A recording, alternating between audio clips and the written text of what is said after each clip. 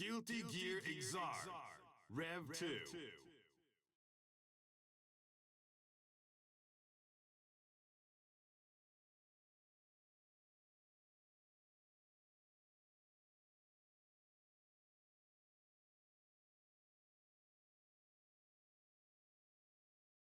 Guilty Gear Exar, Rev 2.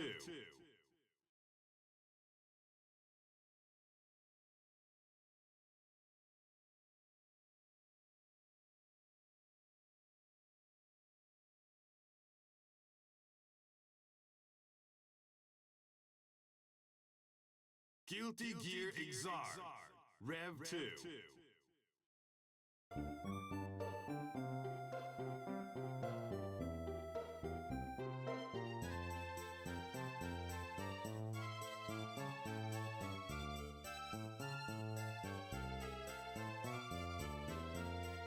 Guilty Gear Exar, Rev 2.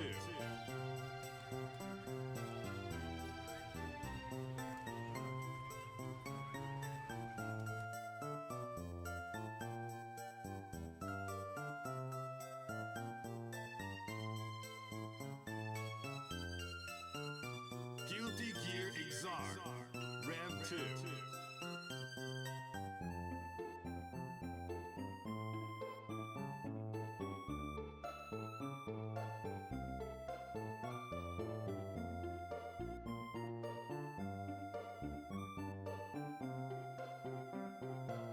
Guilty Gear Exar, Rev 2.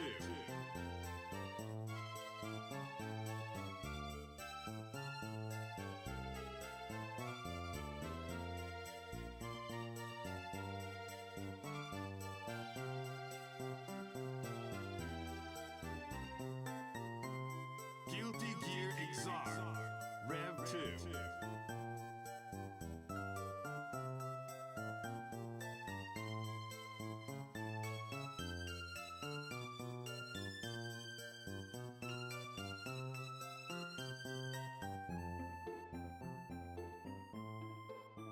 Guilty Gear Exar, Rev 2.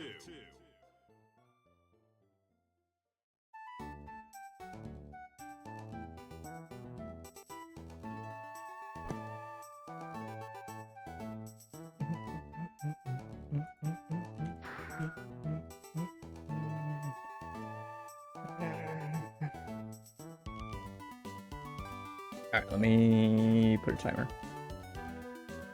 Get this out of the way.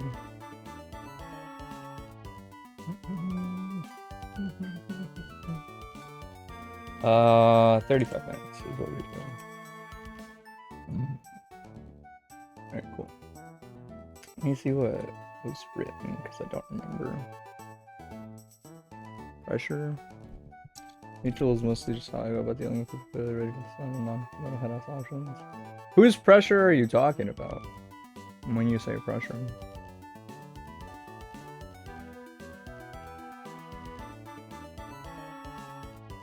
Your own pressure, oh yeah. Yeah, Elphelt pressure is a little funky. It's a little unintuitive is the way I would put it. It takes a while to realize that it is a lot of boxing out. Big hit.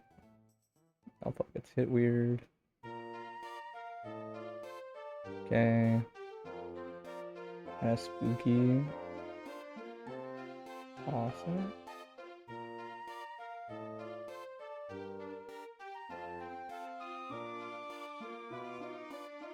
So, I'll point it out. Actually, let me get a notepad before I forget, so I can write stuff down. Something I will say about your own pressure is that, hold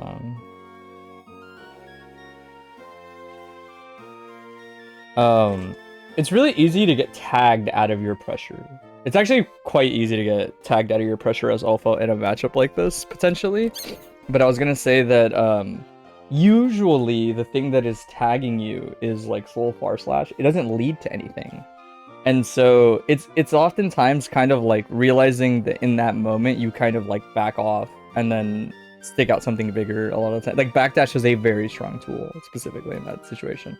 We'll kind of like point it out because that's probably going to be the thing that interrupts the most. 2S is similar, yeah. How much should you commit versus not, you guess? Probably commit too much on shotgun pressure. Yeah, I don't think you need to commit too hard in this matchup. I think usually like anything kind of like pushing yourself out is not too bad. Like I said, you kind of just hang out in a range where like you want it to be like if you get stuffed right now, it won't knock you down. Like for example, where is it? Soul's sweep won't go like, wait, I can't see it unless I have the window set up right. Soul's sweep only goes like this far from where he is right now. So it's like, as long as you're kind of out of this range and you don't get counter hit by like 5H, which is unlikely because it's a slow button, he like kind of can't get you. You're mostly thinking of Grand Viper versus Far Slash. I mean, Far Slash, I'm gonna be real, man. Like, or sorry, Grand Viper, I'm gonna be real. You just block it. Like, Grand Viper is a little cheeky and that it demands respect, but you can also stick out lows too. You can stick out like 5k and 2D a lot more.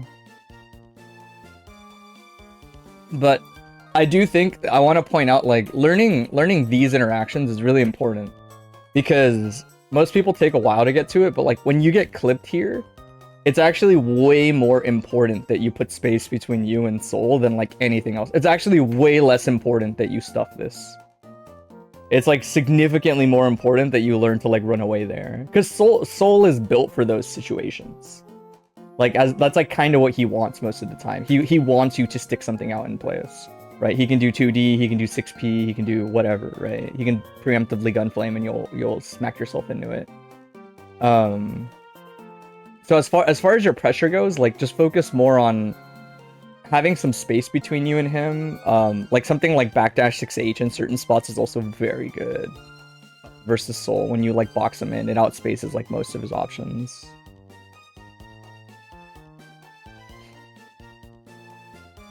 Big hit. This can kill, I think. Yeah.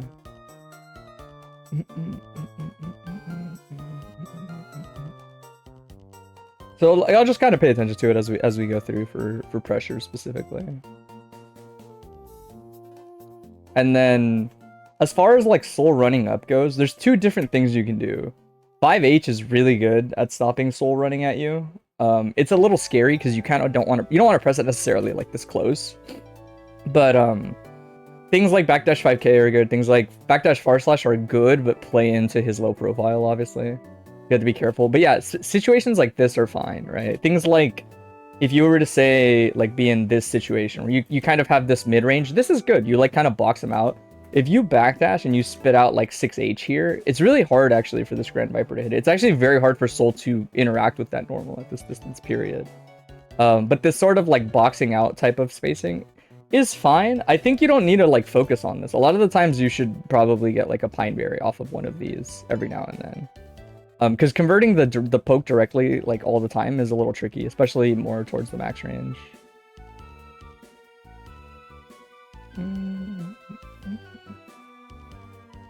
Pause. 2P? Yeah.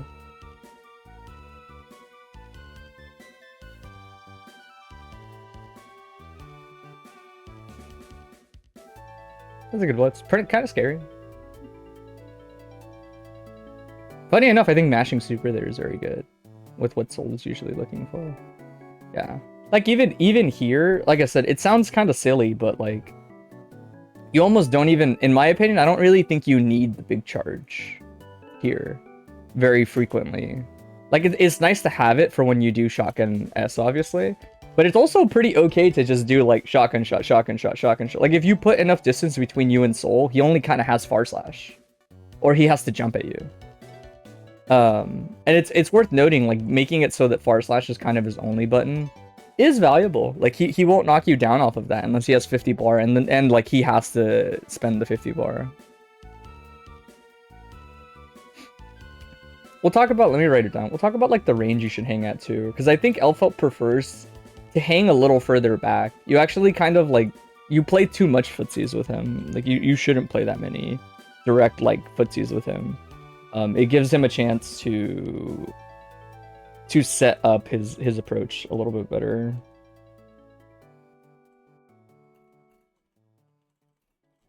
Because a lot of these situations, a lot of Elphelt's like privilege in like a lot of matchups is Situations like this, where you kind of like, say you guys both kind of like, you have that moment exactly, right? So like, in neutral in a lot of matchups, if you can get this sort of distance between you, air dash back pineberry pull is like basically uncontestable. You'll give up quite a bit of screen space, and that can like sometimes feel bad, but the pineberry itself will earn the screen back for you a lot of the times, right? It demands attention.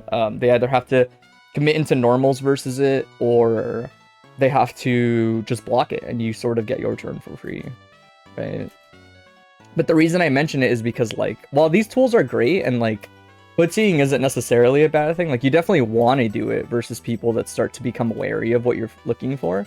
You kind of don't want to enter interactions like this, because if Soul kind of stops right there and then waits a little further out, he literally tried, he just misspaced it. Then you get caught whiffing a normal, right? In other words, my rule of thumb would be like, this is not a matchup to me where you should frequently feel like you have to go out and poke Soul out of his options. That's like kind of not how it should feel.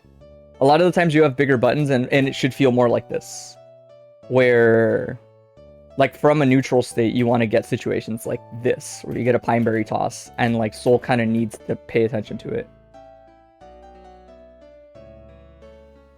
Scary situation. And then again, in that mid-range, 5H is really good. We'll actually just talk about 5H, because I think 5H is a big highlight in the matchup.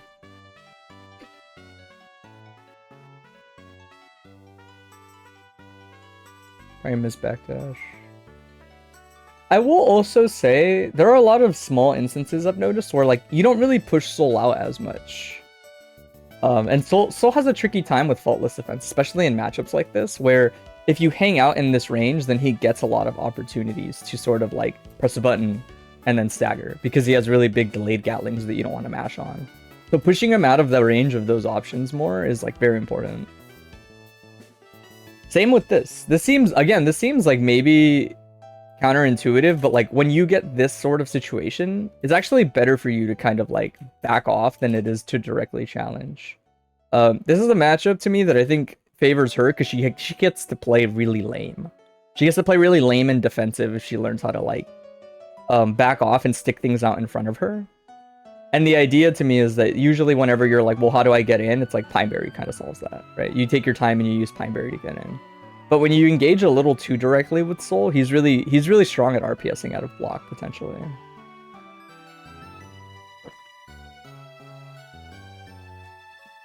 It's one of those where it's not that running away is uncontestable, it's that you have a lot more control, I would argue, over like what you do and how you stick things out when you run away from Soul, and he has to chase you. Soul doesn't get a Pineberry full screen like you do. So anytime you put a lot of distance between you and him, it only benefits you, realistically, right? He does have to approach just like this, right? And so situations like this, like it might not feel like it, but like you got this because you ran away. Like you ran away, you pull Pine, you toss it. He wants to like threaten you, he wants to do something, and so he accidentally overextends, right?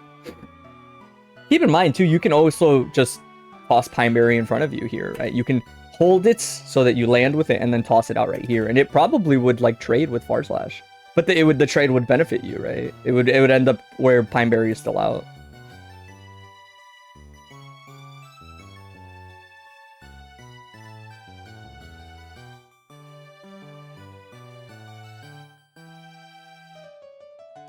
Trader, pretty sure Pineberry vanishes. I think it depends on when it comes out, if that makes sense. As in, like, sometimes you can get hit after Pineberry toss like has happened. In other words, like they kind of like hit you while they're hitting Pineberry. Or sorry, they get like counterpoked by Pineberry. It's a weird interaction. Yeah, you're looking for like this is what I mean. Not the trade, but like you just kind of like toss it out in front of you, and then Soul gets caught a lot. And you have Pineberry. Probably Roman cancel. No Roman cancel.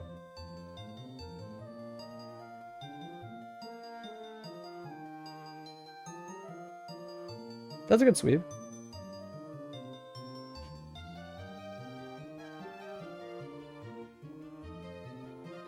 This is good. But again, you kind of wanted to look for like a Pine. You kind of want more distance between you. and Soul like around here. Or well,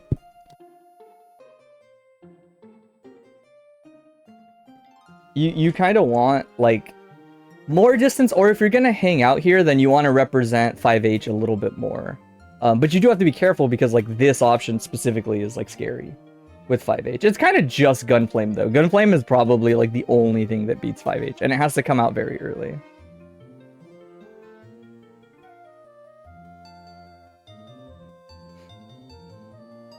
Watch like 1 or 2 more of these, I think. Probably like 10 minutes already. Okay, yeah, we'll finish up this one and watch like 1 more. Viper. I also don't think so shotgun is really, really good. I don't think there's anything wrong with staying in it necessarily, but I do think it's worth noticing you stopped 5Hing mostly due to Gunflame. At that point, I would say, like, if you also expect Gunflames, you can back off and pull a Pineberry instead, right? And it kind of, like, your value outlasts Gunflame because Pineberry will last longer than Gunflame, is what I would try.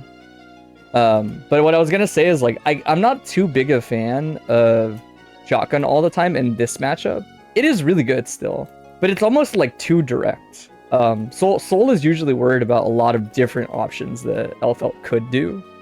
And I feel like when you enter Shotgun stance, it's like much easier for Soul to play around those things anytime I've been in that situation. I think Elphelt, when she's actionable in this matchup, is way, way more terrifying than anything else. Close slash? Oh, close slash would have worked if you didn't backdash.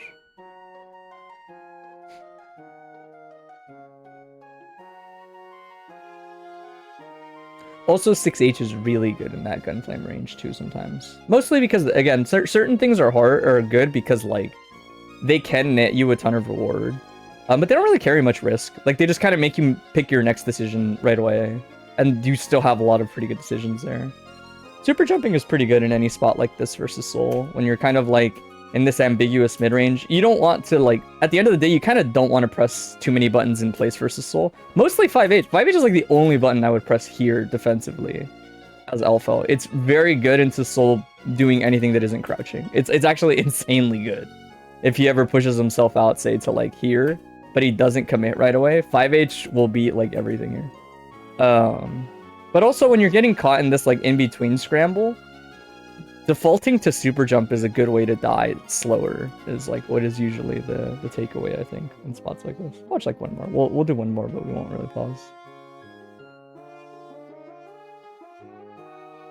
Yeah, and I have noticed, like, you don't really push Soul out very much. So he always gets to hang out in this range where he gets to, like, set up counter pokes and things like that. I think Gunflame YRC is the only time I've ever seen you, like, push Soul out when he does his buttons. Yeah. Yeah, again, it's one of those where it's like, it might feel like you have to, for whatever reasons he's given you so far. But Elphelt, to me, is not a character that has to, like, actually do this. Soul's job is to do this in the matchup. Because things like Sniper and things like Pineberry exist. Mostly Pineberry. Sniper isn't, like, as worth noting. Knockdown. Gets caught.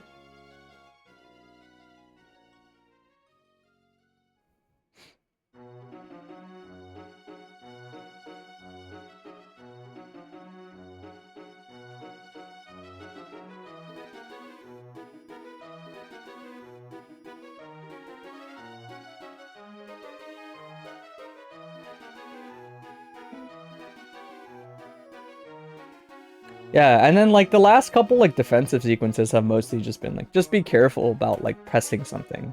Like, this is quite literally plus on block, right? Like, 2S is just plus here. If you stick something out, it will counter poke it because of the frame advantage. Otherwise, like, that button would be probably trading with 2D. Yeah, a lot of people challenge after 2S because you want to interrupt Soul running forward, which is understandable. But there are softer ways, specifically for Elphelt, to get around that. Backdash after 2S is very good for Elphelt. It is often going to force the Fafnir to happen, which sounds silly because you're like, well, isn't Fafnir scary? But things like fuzzy presses are very good at getting around the immediate frame trap and still catching Fafnir. But I would say, like, it's not a perfect logic, but the last thing I'll say is for, like, why it's okay to move more is, like, in a lot of these spots where you're kind of getting clipped or something is happening, even if it's really predictable, there are a lot of spots where, like, I personally will do this, even if it's really predictable, regardless of the character I'm playing, as long as they have a proper super jump, is I'll just kind of super jump and like try to get out of the corner, because I'm very obviously cornered right now. And I'll super jump out. I don't really have any intentions of like doing anything. Technically, Elphelt super jump Pine Toss with the IED actually is like a better version of this. But either way, you kind of do it with the intention, especially in a matchup like this, where the punishment for that is rarely going to be an anti-air, because you're always going to be able to like block the anti-air and get out of the corner. But you can get air thrown. And that's not a good thing, but it's less punishing than eating like any of these buttons usually, like as like a counter hit. And the situation that characters like Soul specifically get are still RPS where you can interact with them and not necessarily die, like picking things like backdash or option throw option select, right? Like it's the situation they get even when they're right that isn't that great, that makes it okay to take that risk, if that makes sense. That is kind of why it's okay to even when it's really obvious, even when you're like, I don't want to pick this because I think it's obvious and I'll get punished. That's okay. The punishment is smaller. It's the air throw equivalent of the Street Fighter take the throw a lot of the times, I think.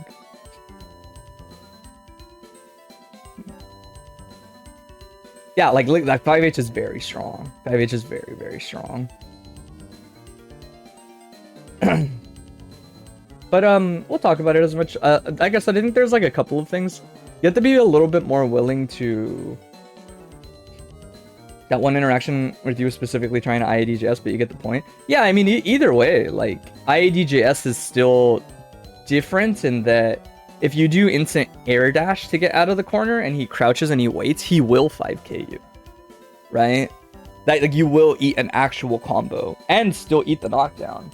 And the knockdown may be better, not really for Soul, but for other characters can be potentially better than the air throw knockdown, right? It's specifically that super jumping out in those situations only really has like one realistic punish, which is air throwing it, right? Anything else will be like blockable, which is okay, because a lot of the times in that situation, people's priorities should be more oriented around like getting out of the corner than anything else, right? Like it's not about getting your turn back, right? Sometimes getting your turn back is very risky in this game.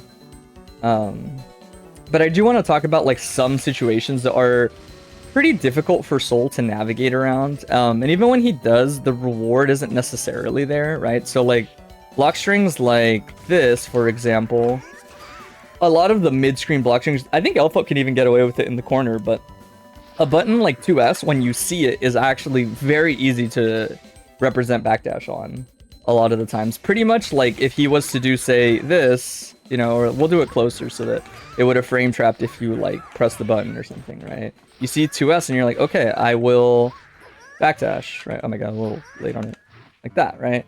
The idea is that kind of in the worst case, not really, it's actually even better for Alpha. It is kind of secretly one of the pain points of this matchup, that if Soul goes, oh, she's going to backdash, right?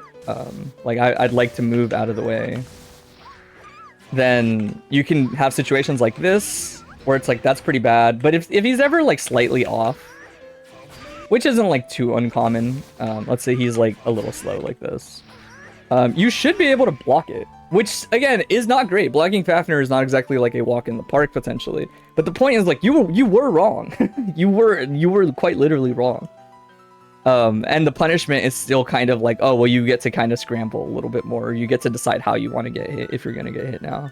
Right? As in, like, you don't have to mash a button there. You can just hold up and see if they actually commit to a low. You can push them out and see how they get back in, etc. Right? You can fuzzy jump so that in case they wild throw, like, etc. Right? But again, like things like this, even things like this are not that bad to backdash if you're like in this situation. My god. I hate the proximity on this. You have to get it like right away. Because you can usually see this situation and go like, oh, okay, I'll just backdash again and then press something like 5H, right? Even if Soul were to say, see a situation like this and decides to run forward because he has Gunflame out, right? You can definitely get a backdash, and just stick out 5H. right? With the idea being that he doesn't have a tool that can get on top of you. Once 5H is active, he has to wait outside the range of 5H. He has to pause his approach, like roughly like right here, right? Which isn't too bad, because as soon as 5H is done, assuming you didn't even spend bar on it, which you can do through like any of these like shots while they're happening, right? It is a very cheap, effective stop sign versus Soul in situations like that. But the real point is like, I think you're not realizing like how good backdashing is here. Because even when Soul kind of like tries to reset his offense like this, you're not getting punished if he commits to a frame trap right away. And that's the kind of thing where like if you did wait, you can like fuzzy throw this potentially, right? Like depending on the situation, like you can opt for a fuzzy throw. Right? There are a lot of sort of like secret defensive options, but I would say like backdash is okay to spam because you want to see how he has to stop it. Soul does have to deal with this option a lot. Another thing he can often do, which I don't know how much often does it, but is nice, is like 2D is also a really good tool for Soul to punish people where when they see 2S, they just input a backdash like that. But it's kind of like eating the air throw, where the idea is like, well, you outside of him spending 50 bar here, he like won't combo you. He literally won't combo you unless you have 50 bar as Soul, or the risk is so cranked up on the risk bar that he gets a guaranteed counter hit. Right? So you can kind of just eat that 2D and then play the situation of Okizeme after. Which again is important to note, because like if you decided to wait or are in a situation where it wouldn't even hit you, like this isn't too bad. A lot of people will see 2D on Revolver and just do the OS, right? They'll just do jump forward, throw OS, right? Like that. Or you can backdash after you see Revolver or after you see 2D, and like there's not really a great way for him to stop that, right? Because if he was to do something like this, right? One, it would miss. It would only catch over backdash, which actually is, I guess that's enough, honestly, to point out. Same with Revolver. If he does something like Revolver, then he won't get it.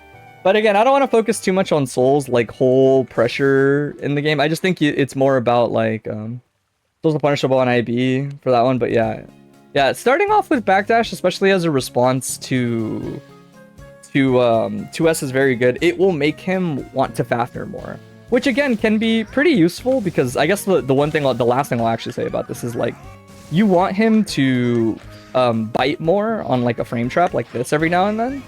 Because if his thing that he rotates is gonna be, say, like Fafnir, right? So if he Fafnir's like this, Fafnir is chunky. In other words, if I record a couple things that look like this, right? I should, if I do it right, be able to like fuzzy plus like this 2P, and I will almost certainly still beat Fafnir without getting frame trapped, right? Yeah, what's up, Dom? Right. Right. You can also just fuzzy jump. You don't even have to press a button, by the way. Either one of these would be fine, because if you eat this, it's a small punishment, right? Once you introduce jumping alongside fuzzy jumping, fuzzy jumping alongside backdashing, it gets even more complicated for Soul to catch things without like getting 10 damage, and then he has to do a situation again where you can backdash potentially. If he tries to safe jump, you can throw OS, etc., right? Backdashing is really good. The options that stop it are usually kind of a big commitment. Things like this, where they're more susceptible. You can even blitz Fafnir on reaction, right? Like technically, like if I was in this situation, I can kind of wait around and like if I see Fafnir, like I can get it. It's not easy. I won't pretend it's easy, but the point is that like those tools have downsides. You can also fuzzy throw Fafnir in that distance, and you would get that like really easily for sure. But you have to be careful about the Gatling that they pick after. But fuzzy throwing is also very good. Backdashing is great. And backdashing leads you to my next point, which is I think you can hang out here more than you think. Even missing a button like this is actually not too bad. Even if it might not feel good. It's not good to whiff this, but the idea is whenever you're kind of around here, when you want like a big thing that Soul has to deal with, you kind of just stick this button out a lot of the times. You can space it pretty well. He doesn't really have a great button except maybe like a really well-timed 6P to beat it. But a lot of it boils down to, even when you miss this, you can definitely block. Soul will never, like, get a really good punish here versus you, if that makes sense. Like, even if you were to say, like, try to 6H you, he won't really, like, get anything out of this. See, like, it's a really tricky normal for, and this is like his biggest button. Like, Soul doesn't really have any better button than that. If he was to try to run up and press like a far slash on this, like this, it is very active, right? There we go. He finally got a punish, but he has to time it exactly like that. He has to time it like exactly around it, right? You feel like you get Fafnir whiff punished a lot. Fafnir should not be a whiff punish on this, but maybe. We'll check it while I talk about it in reverse.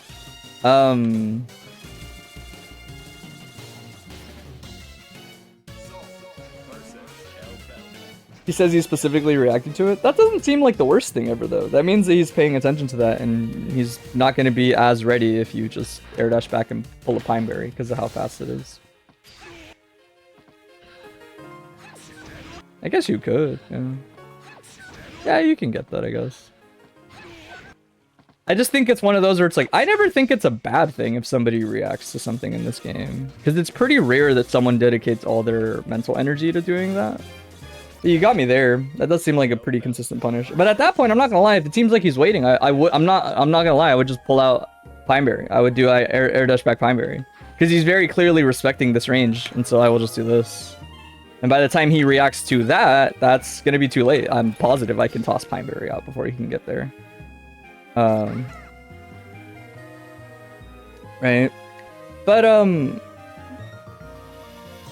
just more, you don't want to whiff 6H, then I would say then you overshoot it a little bit.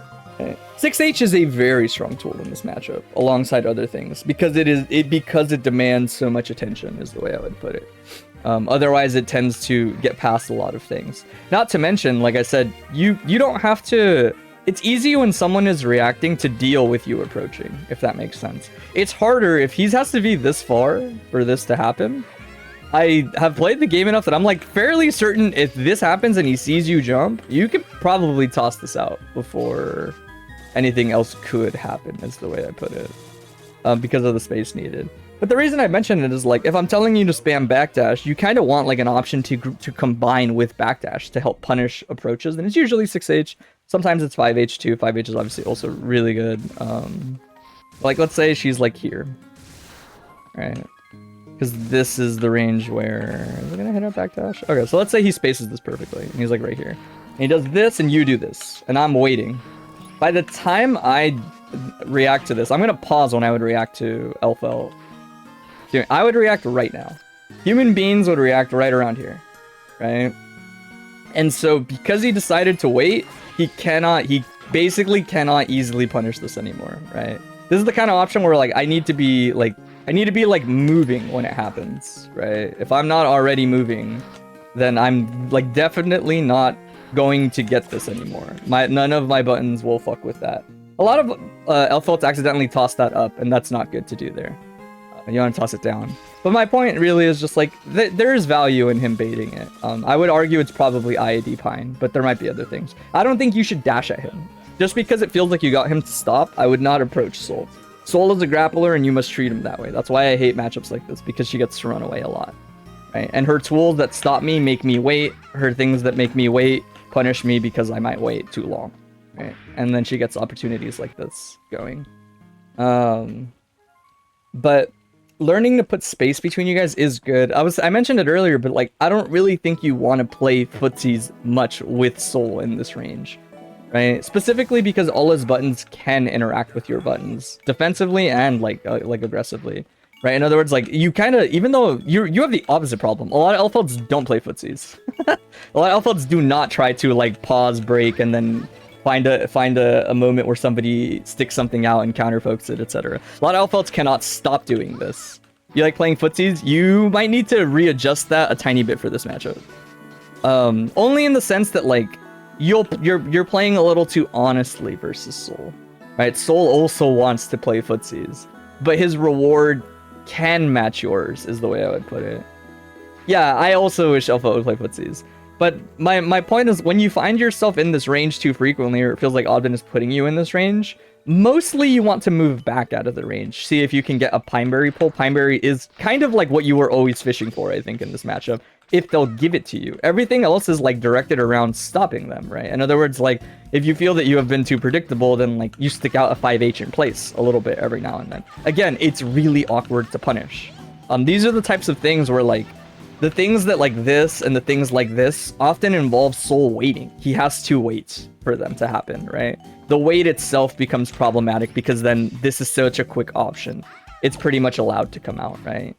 But if someone is already looking at the screen, you approaching is playing into that to a degree, if that makes sense, right? That I'm like, you gotta mess around more with running away more and dying that way. I know that sounds silly, but it's like, those situations can end up pretty Elphelt favored if you learned how to play them. Once you recognize how hard Soul tends to be overextending into you, you can start to play into it. That doesn't mean gamble, that doesn't mean stick out buttons, that means like every now and then, like when it's not his turn or he's doing offense, like yeah, you could stick out like / neutral or like play 5H, right? But it did feel like to me, there are a lot of moments where I have a lot of respect for the fact that when you get hits like this, right? Like, let's say you IED and you go like this, you dash back in right away. That's like not a thing you have to do. I know that sounds crazy, but it isn't, because only one of us can get Pineberry at full screen. Like, if you truly, truly want to feel like you're abusing a matchup like this, you play much further away, where Soul cannot match this. He cannot just stick out a Gunflame from full screen and get value out of it, right? The most productive thing you can do is build a little bit of VAR when you go over there. Right, and technically you can counter hit snipe one of these if he's a little too lazy about it, right? So playing to build more distance is really good. You want the mind game to feel more oriented around he's dying because he's chasing me, right? And not he's dying because I set up an approach and I baited an option and I did my job in footsies or whatever. Like some interactions will turn into that, obviously, because you can't just play one strategy the whole time. But most of your mindset should be sticking out buttons like this if you put enough range, right? 5H in a range like this is very tricky to play around because he has to stop right around here so that he won't die to it, right? Which puts him in a situation where, like, yes, he has a ton of options, but you can air dash back, you can just jump, you can stick out 6H, right? A lot of the times the range that he has to stop for 5H, right? Like, let's say he's playing for 5H and so he wants to stop, you know, like, in like this range so that he can break right outside of it. When he's breaking in that range, right outside the range of like 5H, a little too close, we'll do it like here. When he's stopping like right at the tip of this, like around here, 6Hs. It is genuinely that frustrating sometimes, us Soul, to play around both of them. Yeah, I figure you get the point. I'm definitely beating a dead horse right now. The only other passing bit of advice I would have is be more willing to use faultless defense versus him, and also pay more attention to when his poke connects and what he picks, right? If he's picking far slash, Gunflame, you have extreme gambles that you can take into it, right? I call them extreme because they are gambles. Like, if he 2S's, you can get punished for this. But more importantly, you can backdash this. His poke is really hard to establish because if he connects with this, he doesn't have anything else. At the moment you recognize contact, you kind of unironically can, like, opt to backdash. Or if he's not gonna do 5H, or sorry, Gunflame, the only reason that you wouldn't 5H here is Gunflame, right? Otherwise, you would do that. And if he's Gunflaming, you can usually hit the bricks. You can almost always, like, recognize and just gamble right away like that, right? These are the types of things that you can skew in your favor, I think, as Elphelt. But because your initial question of, like, how do I deal with, like fuck-ass, like, non-committal neutral? It's like, well, you just back away really, really far. You back away really hard so that you don't have to engage with things that are really rewarding when he's right, and not like punishing, not like he's gonna absolutely explode and die punishing when he's wrong, you know? It's playing further back that helps mitigate that a bit. And I thought, I didn't get to talk about it, but I thought your pressure was okay. I think you could stand to be a tiny bit more greedy, as in, like, just because DP exists doesn't mean you should always respect it. It's okay to get hit by DP every now and then because 6P is just good to keep in mind no matter what. And I think that was fine. And I think when you notice that you kind of have this point when you start getting caught on, like, far slash in your pressure where you're kind of spaced out, it's okay to back up. It's okay to back up and just try to use Pineberry to win the neutral again. It's in the end, I think, more stable is the way I would put it for Elphelt. That's why I would say, like, yeah, you can just kind of back off of your pressure. To me, for what it's worth, I'll say this as we like transition into the next person's review. I think that let's see, I think the bdonp is 240, right? Yeah. I think Elphelt is not like shotgun in the corner is pretty oppressive, but like to me, she's not like a pressure character. She's not like a go ham, go ham, go ham pressure character.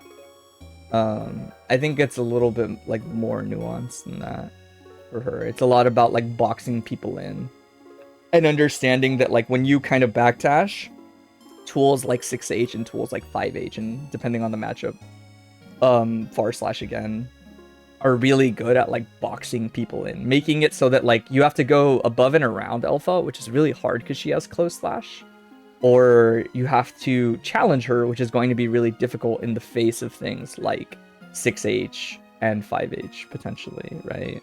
And she stands to gain quite a bit of value when she is farther out, right? Is the TLDR. So I would say like keep that in mind. When people tell you like Elphelt is bullshit, just shotgun or do whatever, be like, well, you have tools that are really good at boxing people in. You can go watch Lostful's a really good example of like someone that like will sometimes just back off and represent the fact that you can't go past Elphelt. Close slash is really good for that. That's why you can't go past her. You don't really consider backdashing or backing away at your pressure. You already got shotgun out. I would say try it some more. It's harder to feel out. It's easier to kill people than it is to like space around them. Is the way I would put it. All right, I wasn't kidding, bro.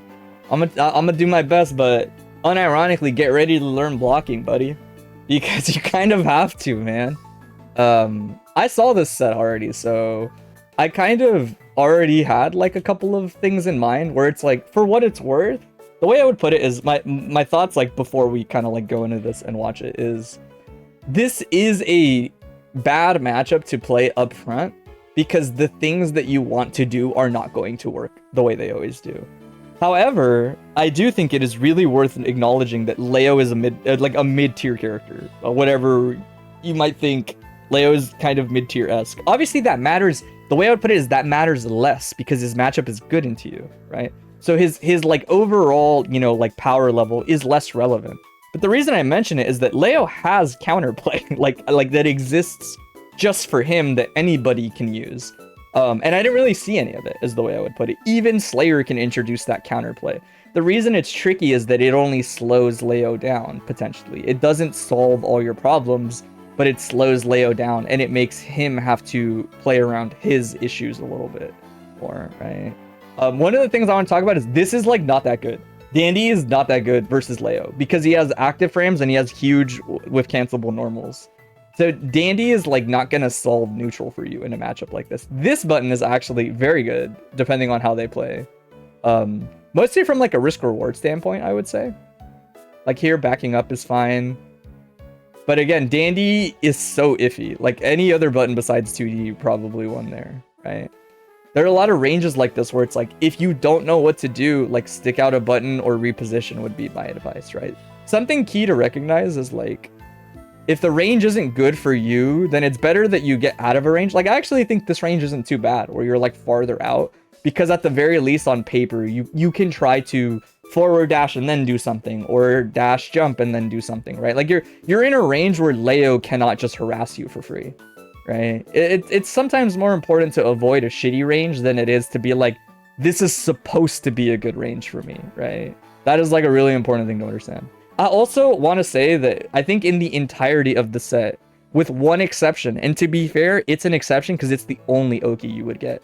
You never safe jump Leo. You literally never safe jump Leo.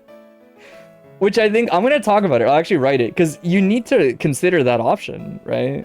Like, it's another instance of like you have to consider playing for the thing you're trying to avoid more than, well, I would like to get my high-low, right? So we'll talk about like safe jumping and safe jumping and what it gets you. You need to learn to safe jump on him. Just hold up. When I tried it in training mode last night out of curiosity, I just held up. I'm like, Leo flash kick is very easy to safe jump because it's one of the slower reversals in the game. So it's actually really easy to safe jump. I think I thought, without even trying, just literally eyeballing it, I hit the safe jump every time when I tested it. But again, we'll talk about it more. I don't want to pause like too much, but like understanding Leo's pressure is really important. Like this 2S whiff is very important to understand. You can get ready for that and get ready for the 6P by backing up more preemptively. This stagger is important to understand if they're abusing it too much. 5k stagger is important to understand. 2S and its limited Gatlings is really important to understand. He can only 5H or 6k here or immediately cancel. The redash is a frame trap, but not like into that button, I want to say. Right? A lot of Leo's offense is like good about like retaliating. You never threw this option once. You literally never threw this option. Right?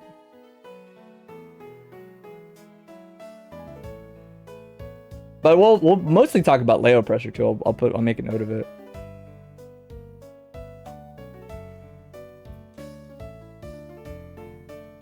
And know that like not necessarily all of these are like always gonna be worth doing, or like yes you should always because the thing with Leo, this is rough. You were just kind of fucked there, honestly.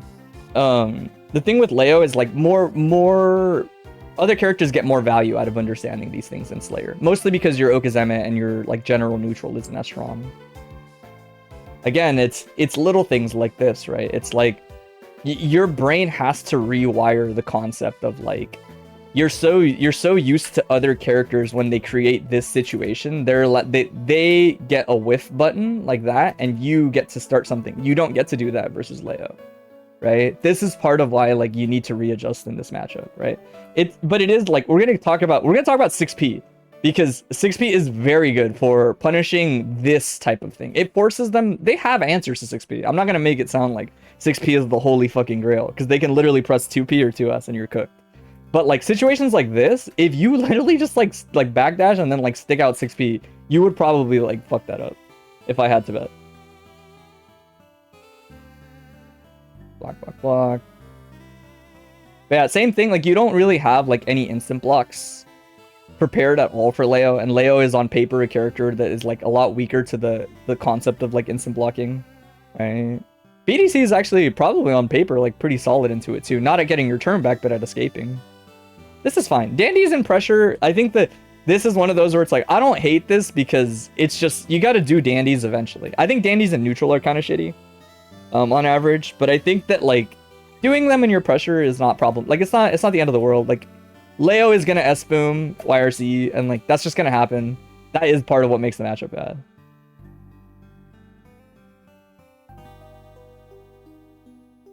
Boom. XP. I also think we'll talk a tiny bit about back turn too, but like I'm not suggesting that you do it because you might not have to. Like you can opt to still try to continue RPSing with back turn, especially in ways like nobody else can as Slayer.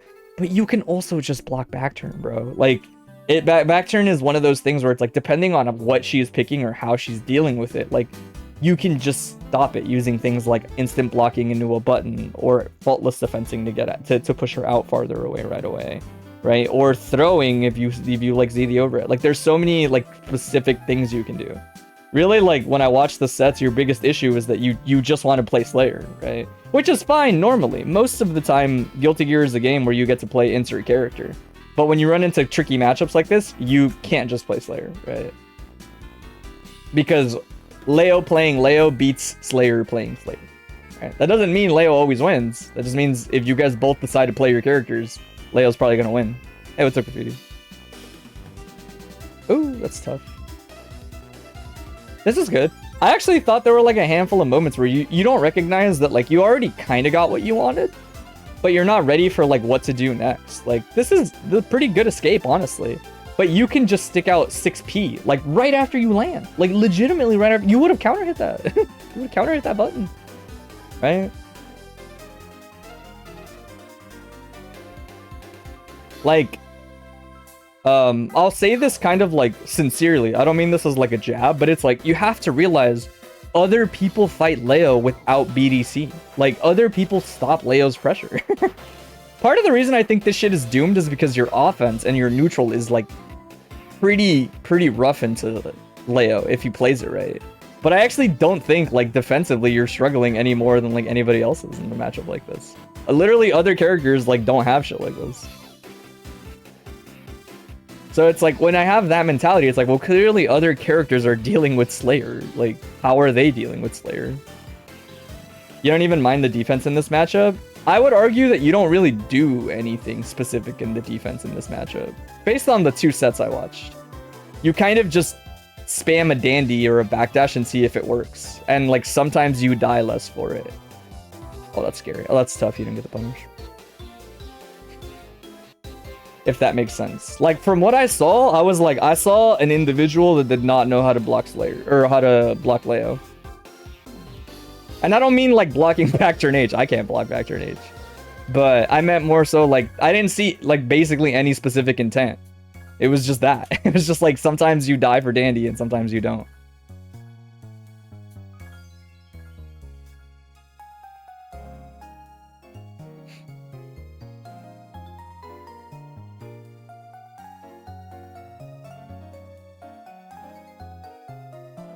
Attack as a punish. We'll talk about, you can dodge this in a different way, by the way. A lot of characters have the jump altitude to just jump over Big X and then air dash past it. Like Big X picks up speed, so like it's easier to dodge depending on your character than you think. You don't actually have to like run towards Leo, which is kind of what Leo wants sometimes.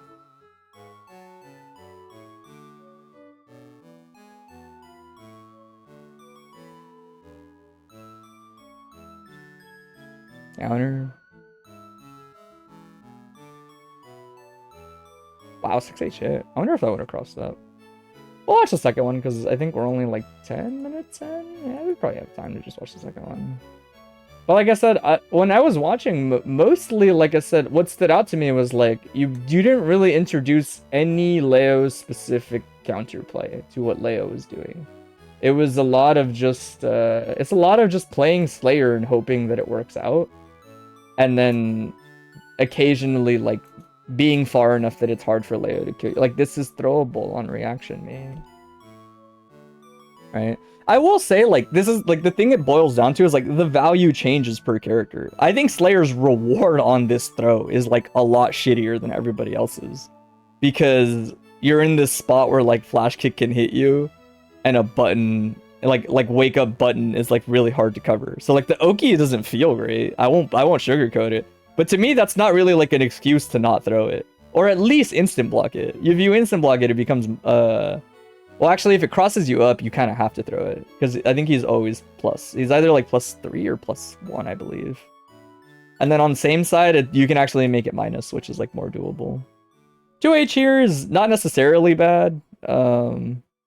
You're not even looking for it in that spot if you're being honest. We'll talk, actually, we'll talk about, like, there's a range you can keep Leo at. You'll probably do really well if you understand it. The funny part is, like, you don't really get anything. You just didn't think that would happen at all there. That 236H can happen whenever Leo feels like pressing 236H, is the way I would put it. It's not a thing where you're like, yeah, they're not going to press it here. It's 236H, man. It autocorrects to how far you are. Like, there's a reason they'll just press it. It doesn't have to get spaced. That's the beauty of Leo Whitefang. We'll talk about keeping Leo to range. I think that 2H is fine, but you have never 6P'd, so, like, you would never catch what it's going to catch anyway. You can 6P it, but you have to understand the maximum range of 236H, which can be a little tricky, but you can, yeah. Because it doesn't go past a certain point. But I'll talk about it, because there's a lot of different ways to interact with it, potentially. Yeah, I figured this would happen.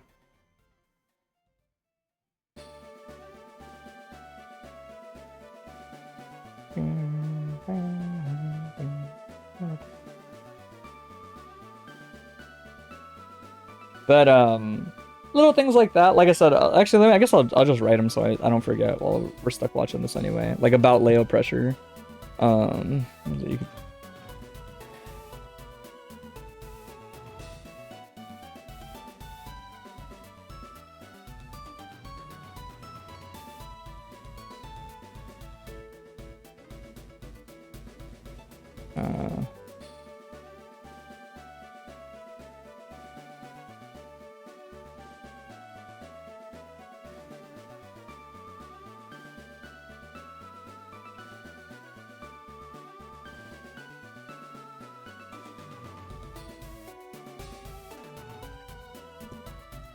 Not really missing anything. I'm quite literally just writing notes on like specific stuff in layout pressure that's like worth noting.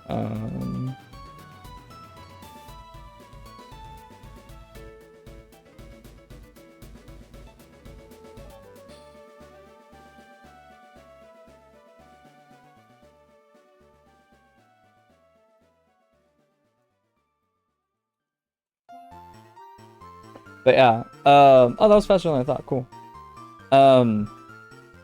Without actually playing this matchup, but kind of just understanding like how both characters usually operate. Part of the reason I think this matchup is really frustrating, or like a large part of why it can be really frustrating, is that Leo is used to like doing something. That's an option select, by the way. You have to be careful. Part of the reason that it's like really tricky for Slayer is that anybody can interrupt or hit Leo a lot, but only Slayer doesn't really ever like knock him down. And even if you do knock him down, the quality of the situation is not that great, right? You do know the OS? I figured most people. It's literally just press punch. It's a really OS for Leos to learn, so most Leos know it.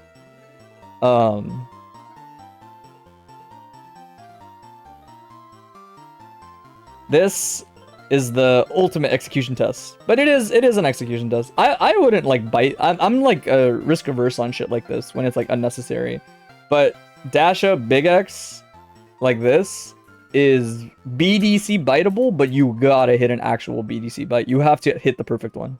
That shit is active all through the wake up. But it's the same as like if you have a DP will reach. BDC bite will reach.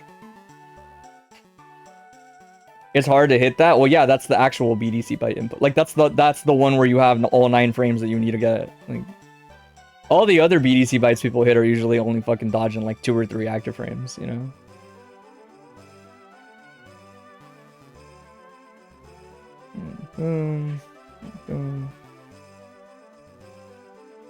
We'll check it. I don't think Slayer 6P beats 5H, but honestly it might. Because there's just a lot of spots like this, man, where it's like you don't play enough into like what Leo seems like Leo wants.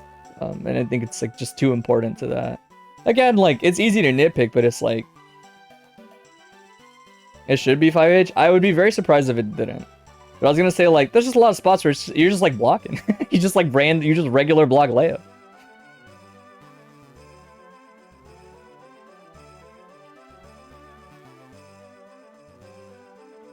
This is a good range. This range is fine, and we'll talk about it. It's not a good range in that it's better for you. It's a good range in that it limits what Leo can do at that distance. And technically, you have like one thing he has to remember.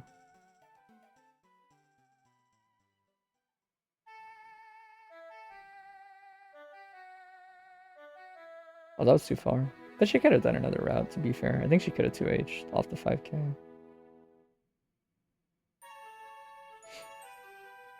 Alright, one more. Also, I've mentioned it before, but if you have like in matchups where you kind of don't have like a good round start, as a lot of characters, not just Slayer, I think it's worth remembering you can just backdash a round start, man. There's nothing that says you have to win a round start gambit. It's actually usually more valuable if you're like the guy that loses the rounds, the matchup to like back away on average. That's also an option select.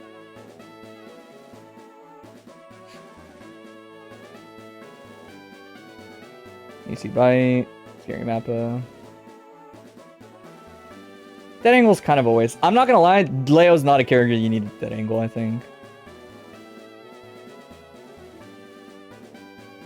Leo's probably like one of the least like I need a dead angle this dude characters of all time. In the sense that like he's got a lot you can do versus his pressure that it's like that you can do for free or 25 bar.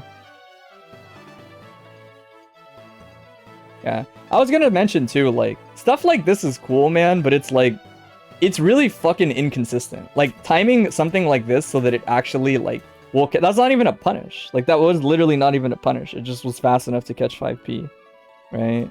Is why I'm like, I still think, like, you probably just throw that, honestly. I don't really see why you wouldn't throw it. Oh, you did the actual thing you gotta do in the matchup. You press 6p. 6p is what beats, like, level 1 Leo players in the matchup. That shit kind of farms Leos the way that they fight versus Slayer most of the time. And then they have to adjust, and the adjustment is not particularly complicated, but they have to adjust. I like that single backdash. I think the Mappas are a little greedy. So like so something I want to point out is like you have to realize like Mappa is like very skewed. As in like you're in a really tricky spot here because S-Boom YRC exists. So normally, yes, it's like you want to map all the time, but I think in a matchup like this, it's harder to just be like, fuck it, just stick out Mappa on paper. Oh, you could have punished that.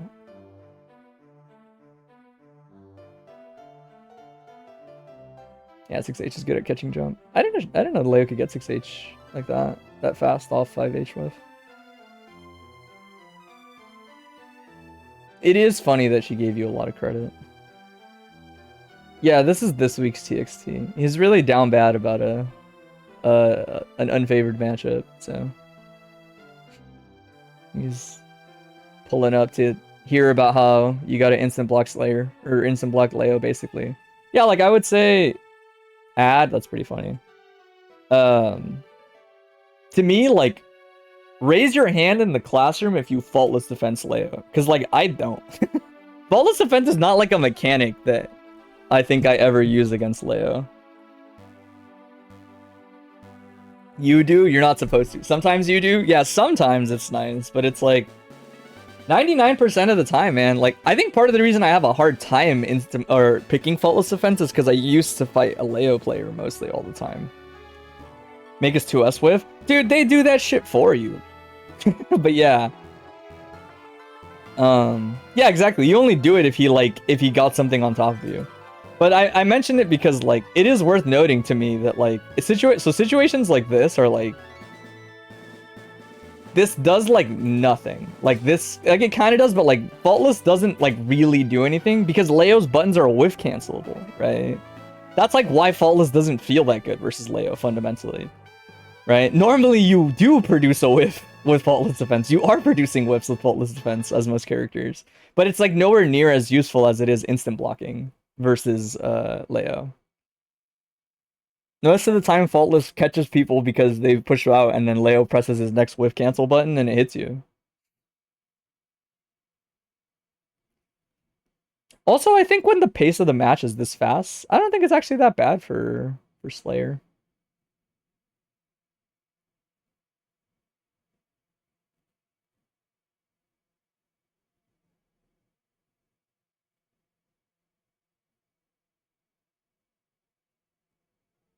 You could have just safe jumped here, man. We'll talk about it.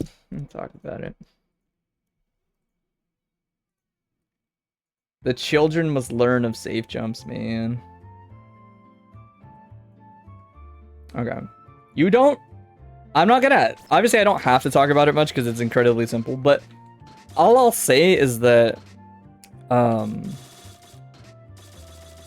the reason I kind of like started with saying like you should represent a safe jump is that you get to control a safe jump to a degree, if that makes sense.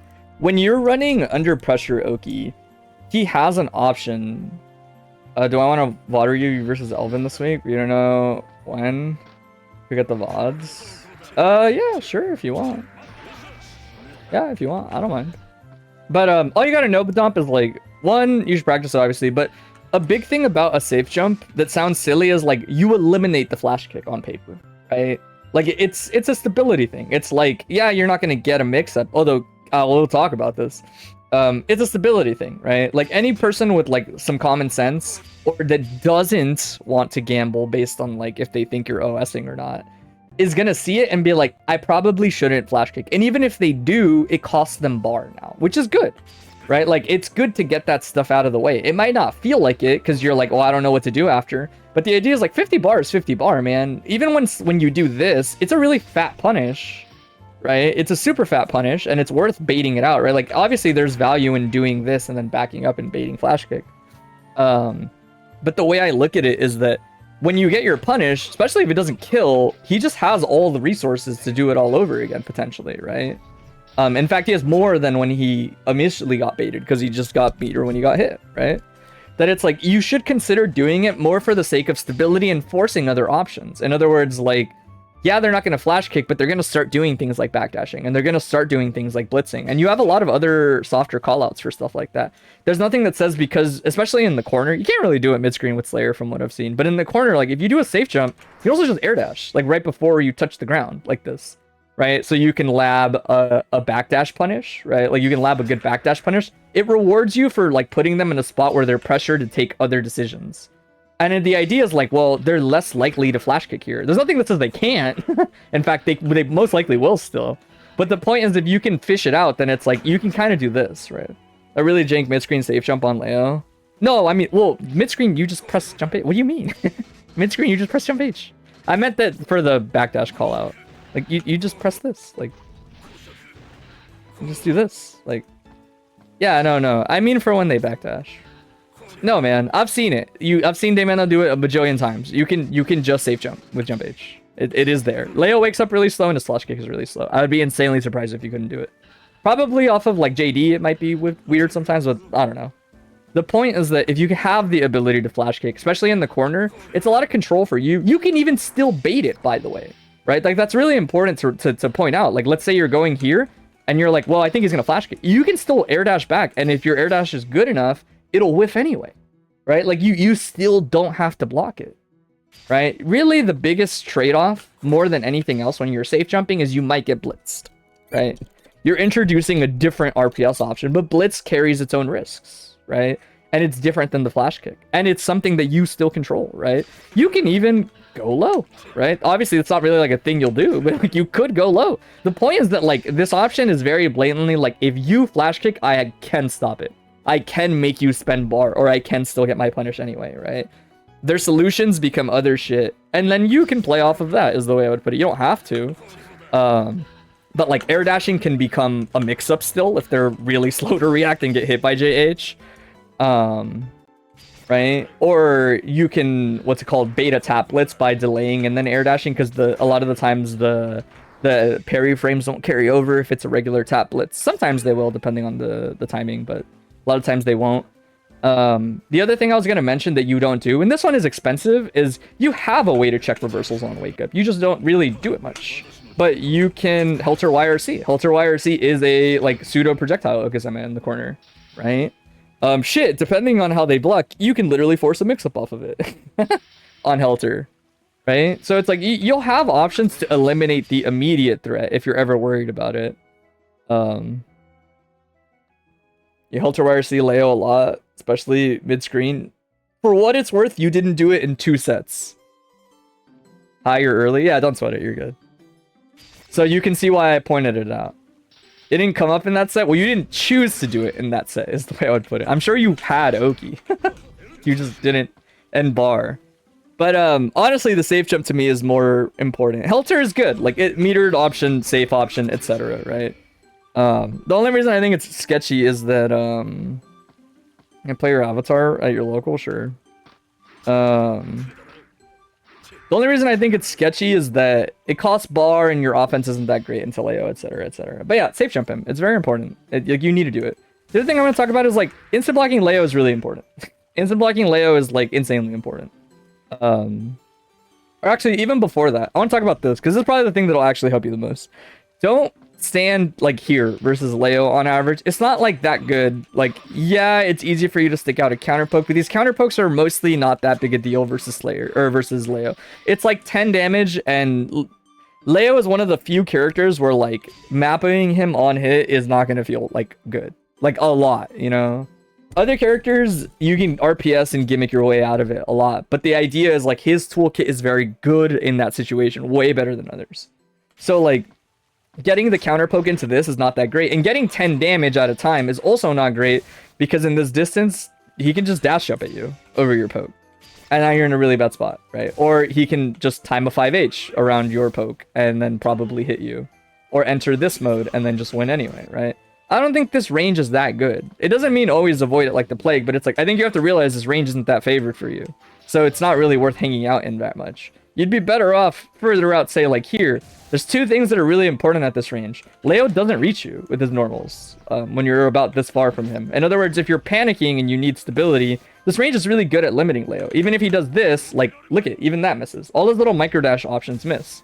And at this distance, something like dash jump JK, well, I guess I can just do it like this. Something like dash jump JK, you can see from like a mile away and 6p it. Like it's a lot easier to 6p it from over here, right? Especially with layer 6p. You just stick it out. And boom, you get a knockdown. Right? And you can try to do something with it if you want. Right? This range is really good. Even this caps out. It doesn't go farther than this.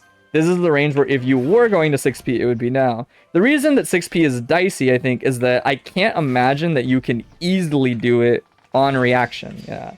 Was what I figured. It's like too much startup, which doesn't mean not do it, but it's like in a range where he could do a lot of things. I don't know how big I am on whiffing like this because you tried to do it early, if that makes sense. But feel free to try.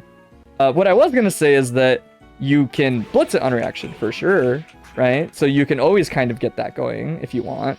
You can also just wait and instant block it. This makes him minus. He is -1. When you IB this on the front side. He is still positive, I think, no matter what, if he crosses you up, but he'll never cross you up if you're this far, right? This caps out on the range, right? So he's minus, and you can play off of that. And then, depending on how hard you want to gamble, right? Like, they tend to backdash, they tend to do whatever. Now I'm like, fuck it, maybe I'll map it. You know, maybe I'll map it now. Right? With the idea being, like, I've set this up to where it feels like Leo might gamble. Maybe I 6H and try to get 6H out, right? Leo is less likely to greed his turn and more likely to be like, well, I'll just backdash and stick out 5H. It's very easy to do, is the way I would put it. Right? Is for them to do something like this. Right? And you can even play into that, potentially. Right? That's why I say, like, it's a lot about, like, you gotta look at what Leo is doing and, like, deliberately adjust, because sticking out a dandy is, like, too inconsistent. It's just gonna run into // or 5H or something like that. Right? But all of, like, these buttons specifically are, like, huge for this, right? There's even situations where you had pretty good spots to do it. If you were to, say, hit something like this on block, like Space Mappa, you could just stick out 6p, like, right after, right? Like, Spaced Mappas are pretty good to just stick out a space 6p. If you're lucky and they're not paying attention, this whiff cancels. You will actually counter hit it more than you think, potentially, because it whiff cancels. And so, like, I think in like the range of like P Mappa, a lot of the times like this, you'll get it to where, like, if they do the follow-up, you'll get the counter hit. 6p is very good out of your minus frames, or when you're spacing in neutral like this. It's really good until they, like, press things like 2p and 2s. But the thing is like, Cade, she never pressed any of those, right? That's like layer 2 to the matchup. You don't even play layer 1, so she doesn't feel the need. Like, there's no need for her to adjust this if she can just stick out //, right? But, like, if you're just kind of waiting around and you stick this out, my bad. I keep, like, mistiming it, I mean, right? Because this // doesn't even hit me, right? If I'm, like, closer and she sticks out // or he sticks out // like, boom, there you go. See? Right? And it's worth noting, too, like, it does force a lot of Leo to adjust, because, like, another thing is, like, this is the spacing Day said he liked to play. It's a pretty good spacing because you can at least enforce things. But the thing is you have to pick your decisions based on her. You can't pick your decisions based on what you want to do. You want a dandy, obviously, but that's, like, not really gonna work versus Leo. But again, like, just make note of it, right? Like, even things like dash up 5k are gonna lose to 6p, right? Like, they have to start pressing 2p, or they have to start doing other stuff. And the idea to me is, like, if they S-boom YRC or do things like that, they're gonna do it eventually no matter what. You can't just stop introducing these options all the time. If you think they're gonna S-boom, then you just wait, you know? You just wait and you take the bar. Or you move and you make it a little harder for them to get something. The existence of S-boom YRC to me doesn't mean, like, you just give up on shit. It usually just means if you have a feel for that option coming out, then you should wait, right? If you're that worried about it. There's even softer callouts that or not softer, like, there's even metered options to, like, help deal with, like, if you see X boom or little X at this point, right, it'll always let you get the reject on it. which for Slayer is pretty gas, because you actually have BDC options out of this potentially, right? For other characters, I just press throw S, so that when Leo does this, it doesn't work that well, right? But this is what I mean when I say, like, respectfully, I saw a set that didn't have, like, any Leo counterplay, right?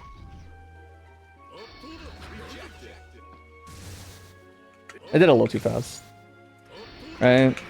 Not to mention, like, there's just, like, basic shit, man. And when I say basic shit, I mean, like, look, this is, like, I don't think it has, I think it always has a gap, to be fair. So, like, 2S is hard to jail after, right? And if they start to do things like this, which she didn't really even do that much, to be fair, but, like, you can throw them. Like, these are all, like, throwable Gatling, or throwable, like, instant block points, you know? I would say, like, learning to pay more attention to this is, like, a really big part of the matchup, man. Like, your blocking should, not always, but for, the most part, once they get to, like, S normals and stuff, it should shift towards instant blocking. So that you have the ability to, like, disrespect things. You can even do things like this, I think, potentially, if you IBS Slayer. I'm not even suggesting them, but it's, like, they exist. Like, I think you can literally crosswise this and, like punish. Or, like, if you have bar, you know, like... And then get a hit here, right? If they overextend, etc., right? There's, like, a lot of little things, but it's, like, I don't really know if this works on, like, on regular block for a lot of this stuff. But the idea is, like, you should always kind of instant block a lot of these. Right, it's worth remembering. And then the last thing I'll say is, like, back turn pressure to me is kind of similar. Like, I'm sure you already know all the Slayer specific gambles you can take, but it's also, like, let's say that they're doing, like, a million buttons like this, because Leos tend to do that. That's fine. A million buttons is better for you if you faultless. Like, just take a block, faultless them out, and then, like, look, the overhead doesn't even, like, really reach anymore, right? If you ever catch Leos autopiloting block strings like this, you can just hold faultless and push them out a little bit more. Leo kind of, like, has to commit to dashing in or just counter poking you. And the idea to me is, like, I think Slayer feels better if you don't want to hang out in this range versus him, right? Because, like, a lot of your poke doesn't really, like, it doesn't convert to enough, right? Other people have better reason to, like, bulldog Leo, like, maybe in a range like this where he, like, does hit this button, because they'll knock him down all the time when he gets counter hit or runs into stuff a lot more. But you always get, like, this into this, and it's not going to feel that great, right? That it's like, when you end up in spots like this and you want to, like, get stability, it's like push him out more. Get to, like, here, and you already know his options are a little bit more limited, right? It's hard for you to be more aggressive in this matchup because you're not built for it. In other words, like, it's similar to, like, what I said to Prem and Prem's review earlier, where it's like, because it's not favored for you, you should back off more. You should play more towards the things where Leo is limited, right? Even, it's worth noting, even this range, right? Like this range I'm talking about, this will be, like, the last thing I say. This range, so if we're, like, hanging out here and you see this option, you can most likely counter hit it on reaction. Like, this you probably can do on reaction, right? Or maybe not, I don't know, let me see. Maybe not. But I guess, honestly, like, even that's, like, not that big a deal to me. Because I forgot to... thank God I did this, because I forgot to mention it. But you can just jump over X. See? Like, you had a lot of moments where, like, Big X kind of did what it wanted her to do. Or, sorry, what she wanted it to do for her. Where, like, you would jump into Leo like this. And I don't think that's really that worth it. It's usually better... It moves faster than Leo on the ground, because Leo can't run. Right? So, like, if you're ever in these spots, sometimes it's better to just jump and then even, like, air dash back versus it. You know, there's a lot of different ways to play around this projectile and not be, like, super aggressive. You can jump towards them like that and then feint movement back, but not a super jump. Yeah, the Street Fighter has power of neutral jump, bro. But yeah, hopefully that gives you some more concrete ideas. Like I said, look for, like, more defense. The takeaways are, like, back away here more and 6P more, I would say. Like, those are, like, the tangible things that you'll probably just be able to do, like, way more. And stop dandying. Stop dandying in neutral. It's not that great.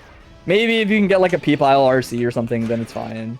But Leo's, like, way too active for all that shit. It's not really going to be consistent.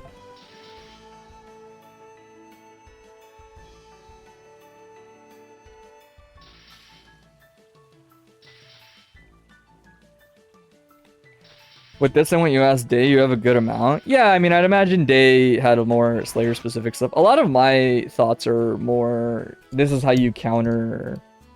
This is, like, how you counter Leo in general. Oh, and I guess I didn't say it, but like, don't forget, like, there are things you can do kind of on reaction. Like, if you're like waiting around, you see this, and you see the animation for 5H. Right? It's the only thing he animates with. Like, if you IB this, and you're like, oh, I see it. Right? You're back. You're right on time. You're good. Yeah. Oh, and safe jumping. I said a lot, but yeah, safe jumping too. Safe jumping is also really important.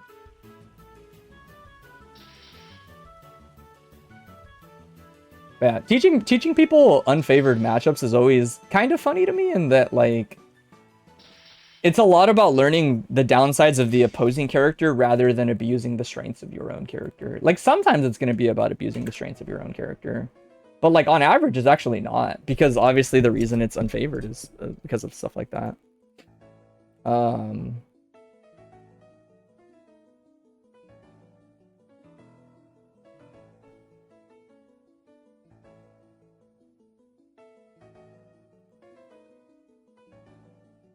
I mean, for what it's worth, most people can't do a lot of that, in my opinion. That's not like that unique. But I will say, for what it's worth, while this might not be an unfavored matchup for Elphelt, I don't really think Elphelt like has unfavored ones. It feels really bad if you don't play it right. Elphelt sticks out a lot of... Yeah, I know you're newer to the game. I remember. Elphelt sticks out, or sorry, Elphelt sticks out a lot of big buttons, and Baiken likes when people stick out big mids.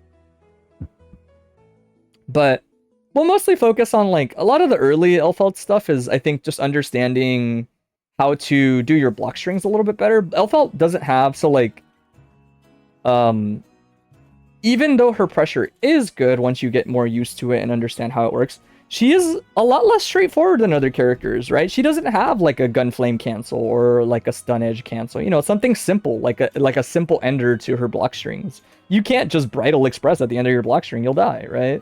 So it's like, you kind of have to passively get more used to that. And so I think at the beginning, I usually focus on like telling a lot of Elphelts to like pay more attention to that. That 6H wasn't bad, necessarily. It's more just tricky to use against Baiken. Throw. That's good matchup awareness. I think that's a punish. Oh, never mind.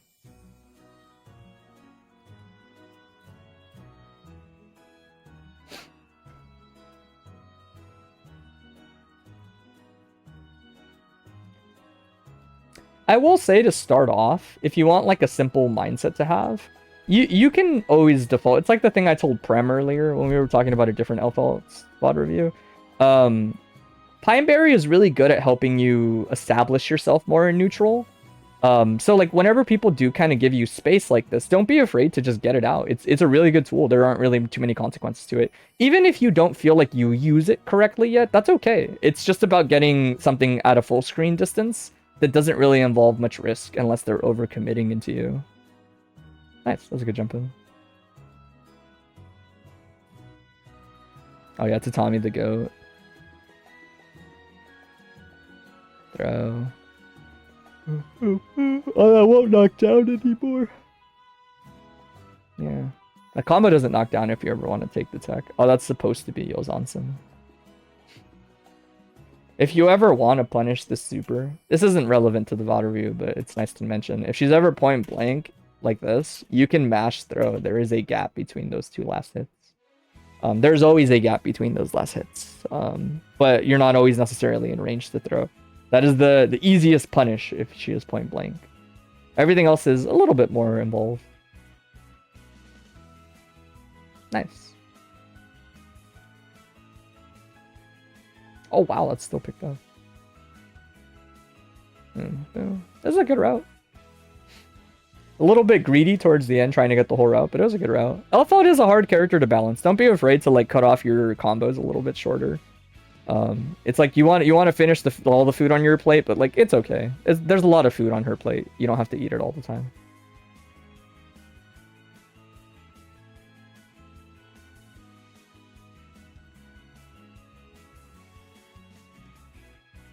Yeah, funny enough, I would say like I'm noticing that a lot. You've picked up on the fact that Baiken tends to run away, but you don't really have an obligation to chase her right away. Not when you have pretty good options at a further distance. That you should be more willing to to consider and keep in mind. Those are good instant blocks. You write down.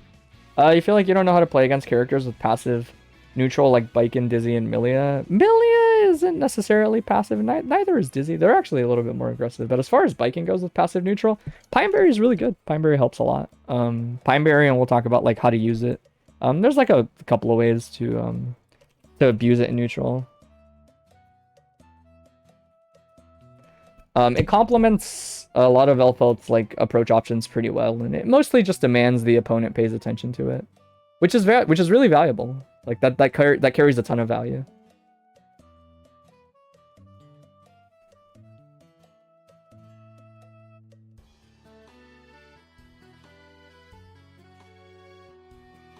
Sohi, the classic. That's gonna hit. We'll talk about some block strings too, actually. Although I think the block strings that you do right now are pretty fine.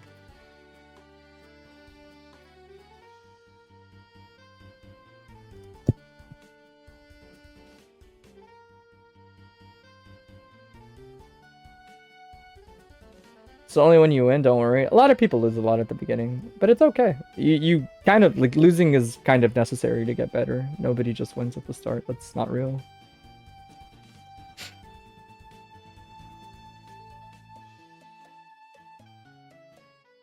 Oh, you definitely want to air tech. You definitely want to spam air teching. Until people teach you not to. I'll teach you how to do it the safe way too, I guess. There's like a safer way to do it. Where you get faultless defense out of it a lot of the times. That's good. Going in a shotgun like this is solid. Close slash? Ooh, you should take a close slash combo there. It's a little simpler.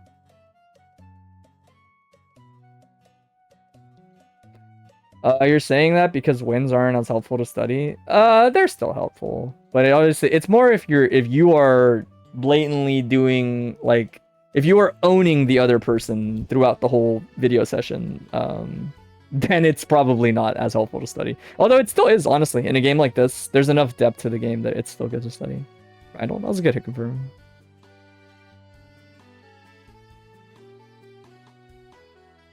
That's good, getting the bar out of the way.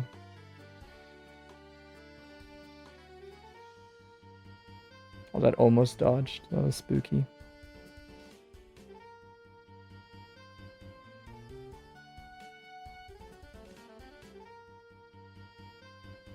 Yeah, that option is a little frustrating to deal with at the beginning.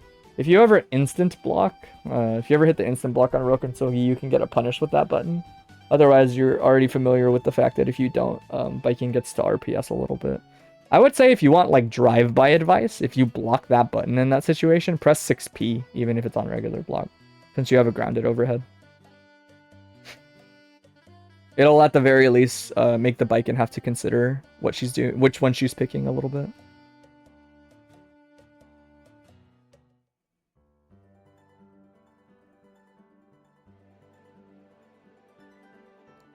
Yeah, funny enough, I think the big takeaway, and we'll talk about it a ton, is you definitely could get way more Pineberry out. And Pineberry is really useful as you get used to it. Especially like if you can get pretty good at maybe staggering a button or two.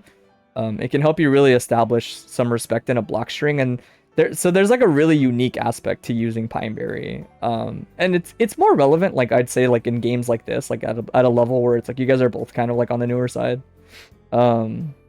Where your 6P obviously is like a grounded overhead, but canceling it into shotgun shot will always like take priority and explode the Pineberry, right? Which means like even though there are setups that can just naturally time a Pineberry explosion, right? Like say off of a 2D or like a far slash or something and it pops up, you can also do it manually a lot in situations like that, which gives a ton of lenience for setting up a lot of value out of stuff like this. That's a good adjustment with Sniper.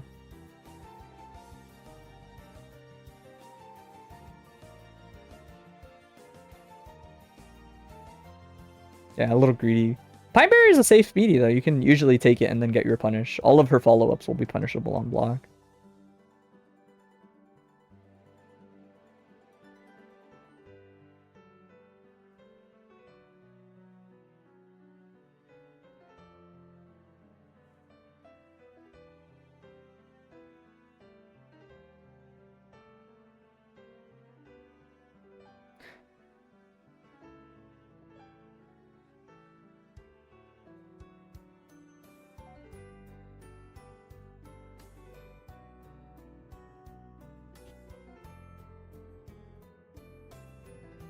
Oof.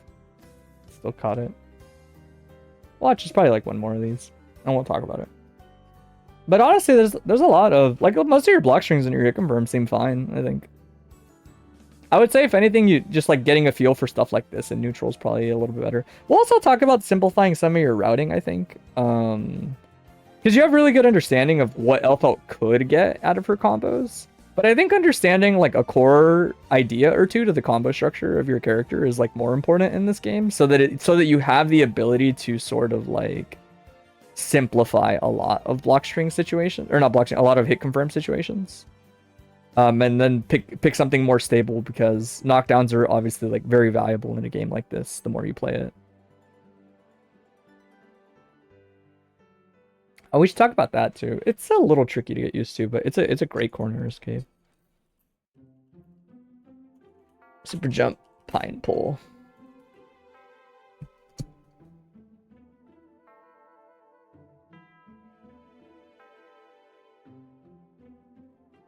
We'll actually talk about extreme shotgun.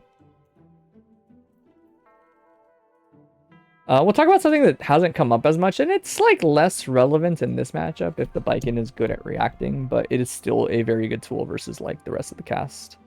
When it comes to Elphelt's pressure. Oh, that's tough, not getting Cliff Slash. Oh, and as far as like a lot of this goes, like these tatamis and things like this, I guess I can show you uniquely in this matchup. 5H is pretty good for all of that. 5H is a pretty good stop sign. Mostly because a lot of people don't realize how extended their hurt box is on Tatami when she's doing the move right away. And so it's actually a lot easier to catch than people think. Burst. Oh no, burst. That was really greedy.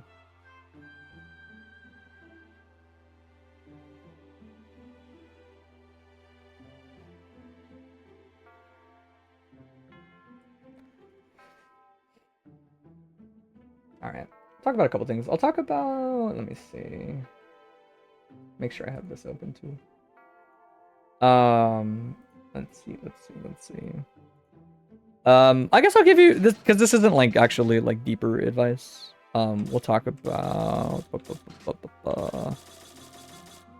like catching a lot of tatamis. Especially because it's not super risky once you see Baiken in the air to opt for this. But let's say that you are further away from Baiken and she's trying to say something like this, right? And you're like over here. When you see her go in the air, you can kind of like start pressing 5H. More than you think. And just kind of bank on like, it's got a lot of hits. And the angle when she's kind of, so when Baiken is doing, say, something that looks kind of like this, the whole time she is doing this animation, she is actually like, her hurt box is extended a bit more than people think, but she's also actually like in the startup of the move technically. It takes a while to come out. So when you're kind of like over here and you see them in the air and you're like, they're probably gonna run at me, that's fine. Because even if she was to say do something like this and try to do like an air dash back, you wouldn't really like lose anything doing that, right? On average, 5H can be pretty helpful for stopping a lot of Baiken's air to ground if Baiken doesn't understand how to beat the 5H. She can, but it didn't seem like the Baiken would probably know off the top of their head if you use it right. The other thing I was going to say is when you find that they're giving you space, just pull a Pine Berry. It's really good. A high toss like this guarantees that you can kind of like get something going. You can even hold it for a bit, right? And like run forward with it and then deliberately like set up your approach with the Pine Berry, right? In other words, even if she's doing this and like waiting over here, for anybody, Pine Berry goes really far, right? Pine Berry high toss goes essentially like the full screen, right?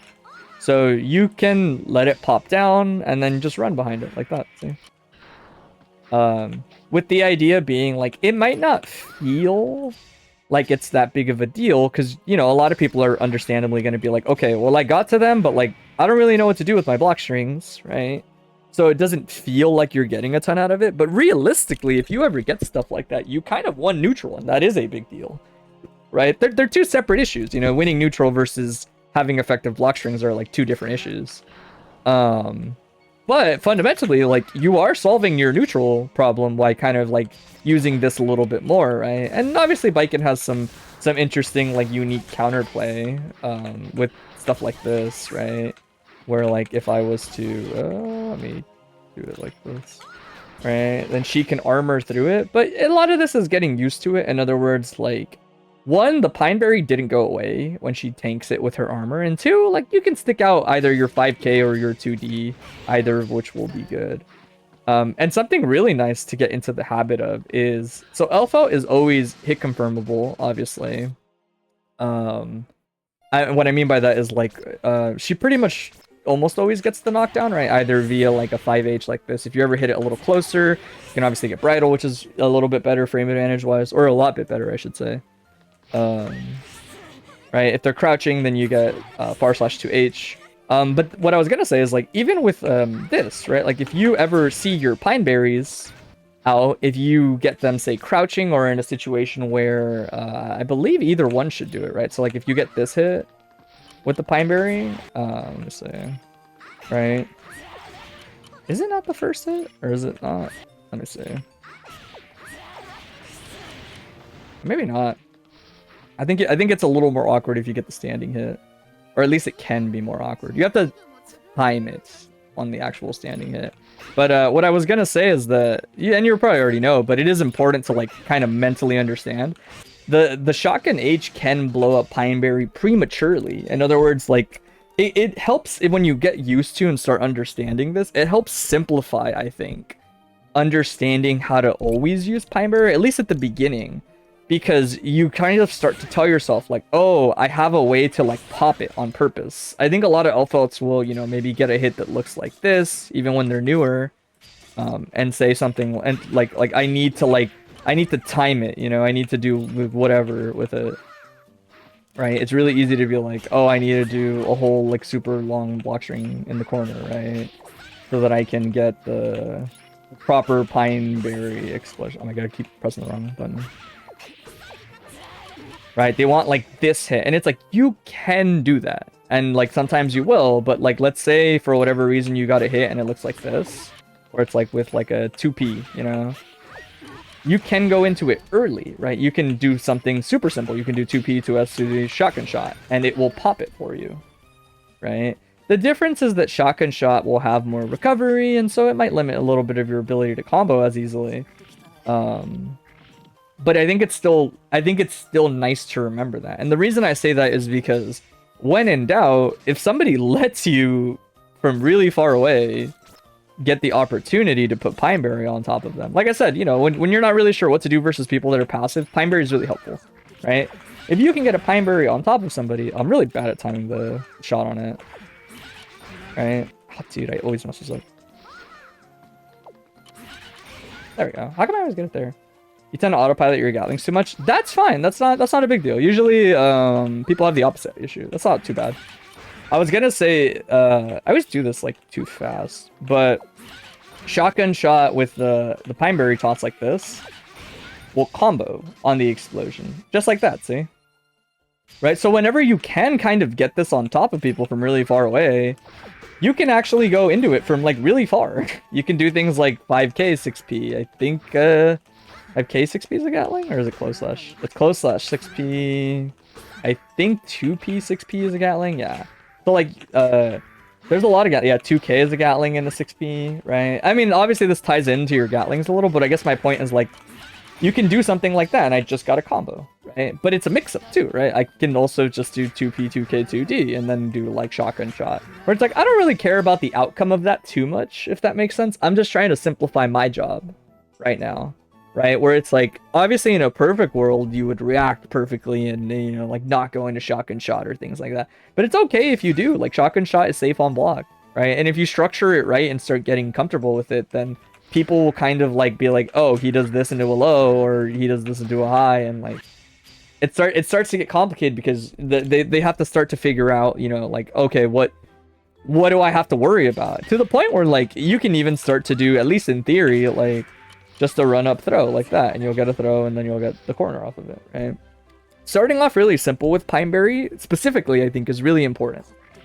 Right? I'd like to believe that like the reason they gave her this overhead is because they want there to be something that is really simple for her to potentially get. And the shotgun shot is pretty, like the explosion is pretty forgiving. You can get it from like pretty far away sometimes and still get the combo to work out. In other words, like the explosion will hit from like over here with Pineberry still sometimes, and it'll still hit like over here sometimes too. But yeah, use that if you want to practice something really specific. A lot of Elphelts will do something where, let's say the Baiken is not like completely full screen. Something a lot of Elphelts will learn early on is they'll do instant air dash back Pineberry pull like this. They'll pull Pineberry, they'll kind of dash and toss it a little bit. Like not too far, usually just like that. With the idea being like, as soon as you toss it, you can generally just toss out Bridal Express right behind it. You will see this a lot with certain Elphelts who understand like how useful this is. Oops, I always mess this up. So I always forget how much like hand lag this has. You don't toss it in the air, do you? Oh, you do toss it in the air. Okay, my bad. Like this. My bad. I always thought it was ground toss, but it's air toss. So you do Pineberry pull, you know, air dash back Pineberry pull, and right before you touch the ground, pretty much right after you're done pulling your Pineberry like this, you throw it on purpose in the air like this. And it becomes a really active approach for you, right? It's like a better version of pulling it from here and then tossing it and running behind it like that. Both of which are, you know, they'll get the job done, but this one is really fast. Very tricky to navigate around, see? If I stick a button out and it doesn't hit Elphelt, like, it's gonna get hit by the Pineberry. So a lot of Elphelts will, early on, you know, get into the habit of doing something that looks kind of like this. Oh my god. Right? With the idea being like, yeah, I guess I can do it in the corner and it'll show it better. Pineberry pull should hit after me if I do it correctly. A little funky to set up on like a stationary target. There we go. Right? And like either one is fine usually. In this situation, you can adjust it however you see fit. But does that make sense? Like this is a good way. This is a good way to like use Pineberry pull specifically if you want. Like there we go. I got it that time. If you want to like skip neutral, it's a thing to practice if you want to practice it. It is very strong. It does a lot of work for a lot of Elphelts once they kind of figure it out, and it does help. Like again, solve a little bit of the neutral, right? Like you kind of get on top of them. Throws are always a thing, right? So if they start to worry a little bit too much about your 6p potentially, that's fine. As far as pressure goes, it's less relevant, say, versus a character like Baiken who has good tools into it. But Elphelt is a lot about staggering more than people think, right? You can kind of end up in this range. And on paper, your far slash is a lot better than a lot of other people's far slashes. It's even good enough to just kind of press and miss. Like, even this is fine a lot of the times. But funny enough, the key to a lot of her pressure is this button. This ending up, like, kind of right in front of people, and also still technically having another Gatling after it, 2H, means that you can really keep people guessing a lot of the times. Heck, a really cheeky thing a lot of people will do is 2H actually cancels into 5H, right? So a lot of Elphelts in the corner will opt for something that's like bar slash 2H, both hits, 5D type of thing, you know? I think you could do it on close slash, my bad. There we go. Like that, right? A lot of people get caught off guard by that. If you want to get cheeky. But more importantly, right, like a lot of her mindset with pressure. I always kind of tell people this early on with Elphelt, because I think that if I was an Elphelt player, my goal is to get a Pineberry during pressure. Like, pretty much if they'll just give it to me, then I'll take it. And what I mean by that is if they'll let me do something like this, then I'm gonna take it. You know, if they'll let me cancel into Pineberry and then throw it, or press another button and throw it more realistically, right? Something like this into toss. And remember, every time Pineberry is on top of them, 6p is a lot better, right? I can get a whole combo on my 6p, right? As long as I get kind of comfortable doing it off of close slash or off of my 2k or my 2p, right? The Pineberry gives me the ability to kind of introduce a sudden problem for them, right? So really my goal is like, you know, I might have made contact, but it's like, let's just get this Pineberry on top of them, however, right? It might be Pineberry toss like this, it might be, you can even do like this and toss the Pineberry really close to them, right? And now it's like literally right on top of them. And the idea is that, shoot, you could even, if you wanted to, like on paper, You can even do things like run up and press a button or two and wait. Pineberry, when you're blocking, doesn't go away. It only goes away if Elphelt gets hit. So if somebody gets impatient and jumps at the wrong time or presses a button at the wrong time, it's still going to explode on them, right? So like, to me, you know, shotgun is very good and is worth learning and getting better at a lot of the shotgun sequencing. But I would say like that's fine. Like learning either one is good. But to me, a really integral part to her kit is like Pineberry and understanding it and kind of getting away with it as much as they'll let you. Even to the point where like if I was to say do like a block string and they pull Pineberry and I see them like run away like this, that's not necessarily like a bad thing, you know? It might not sound like a good thing, but it's like if she does something like this, Baiken that is, you know, and I do my block string, I'm just gonna throw Pineberry at her now. Like she let me get my tool that lets me kind of like let her block, skip neutral, and then even do things like this, right? That's kind of why it's like to me such a great tool to get into the habit of just having all the time. Like you want to fix, I mean maybe not want to, but something I usually tell people a lot when I'm like teaching them early on is you almost want to be getting killed for how much you want it, if that makes sense. Like you want it so bad it becomes a bad habit, where people always try to punish you for getting it or whatever, and you formulate the rest of your decisions around it. In other words, you know, maybe they tell themselves, okay, well this let me put these backwards so we can talk about block strings a little bit. Maybe they tell themselves, well, they always do /Pineberry pull, so why don't I just interrupt it? Why don't I press a button? And then you can kind of start to abuse 2H, which has a natural gap on it, right? In other words, they tell themselves, well, this person always does Pineberry pull, so I'm just gonna like start my turn and force them to block. And you could kind of play with that a lot and say like, okay, well, what if I do my 2H a little bit late? Oh, that was like way too late, actually, funny enough, right? And they see it and they mash, or they jump, or they run, right? Like if I mash the button I just tried to mash, boom, you get a combo, right? The balance between like pulling a Pineberry here or 2Hing or even staggering another 2H before you do something is really, really strong a lot of the times for Elphelt. With the idea being, it's unlikely that someone's gonna like kind of jump at you, like over you. And even when they do, right, they will usually end up in a range where this becomes a threat for them, right? Like if people are going over your strings or you pull Pineberry and you see this, either this is an option, or if you're a little further out, then backdashing will usually dodge whatever they press on the way down a lot of the times. But yeah, get into the habit of like, even whatever your block strings are right now, I thought they looked fine. I didn't think they were problematic. But I would say experiment more with getting a Pineberry instead, you know? If you're used to doing something like this, and then maybe doing like a shotgun S, instead of doing shotgun S, just tell yourself like, okay, well, why don't I do the same block string but get Pineberry and then back off and then toss it and see what happens. And then you can even blow up Pineberry like that with 5H on purpose, right? To catch people if they block it and then want to move forward, you can pop it on them. A lot of her kit interacts with it on purpose, right? That's like by design. To the point where like if you struggle with passive gameplay, I would definitely recommend that. Another small little thing I'll talk about if you want to practice it is if you're ever kind of like boxed into the corner like this.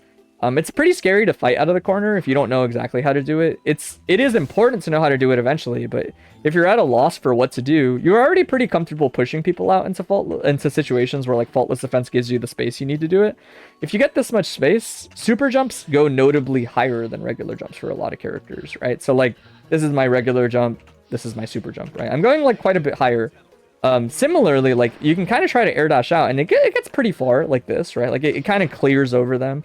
This is usually a good escape option. Elphelt has a slightly better version of this compared to other people.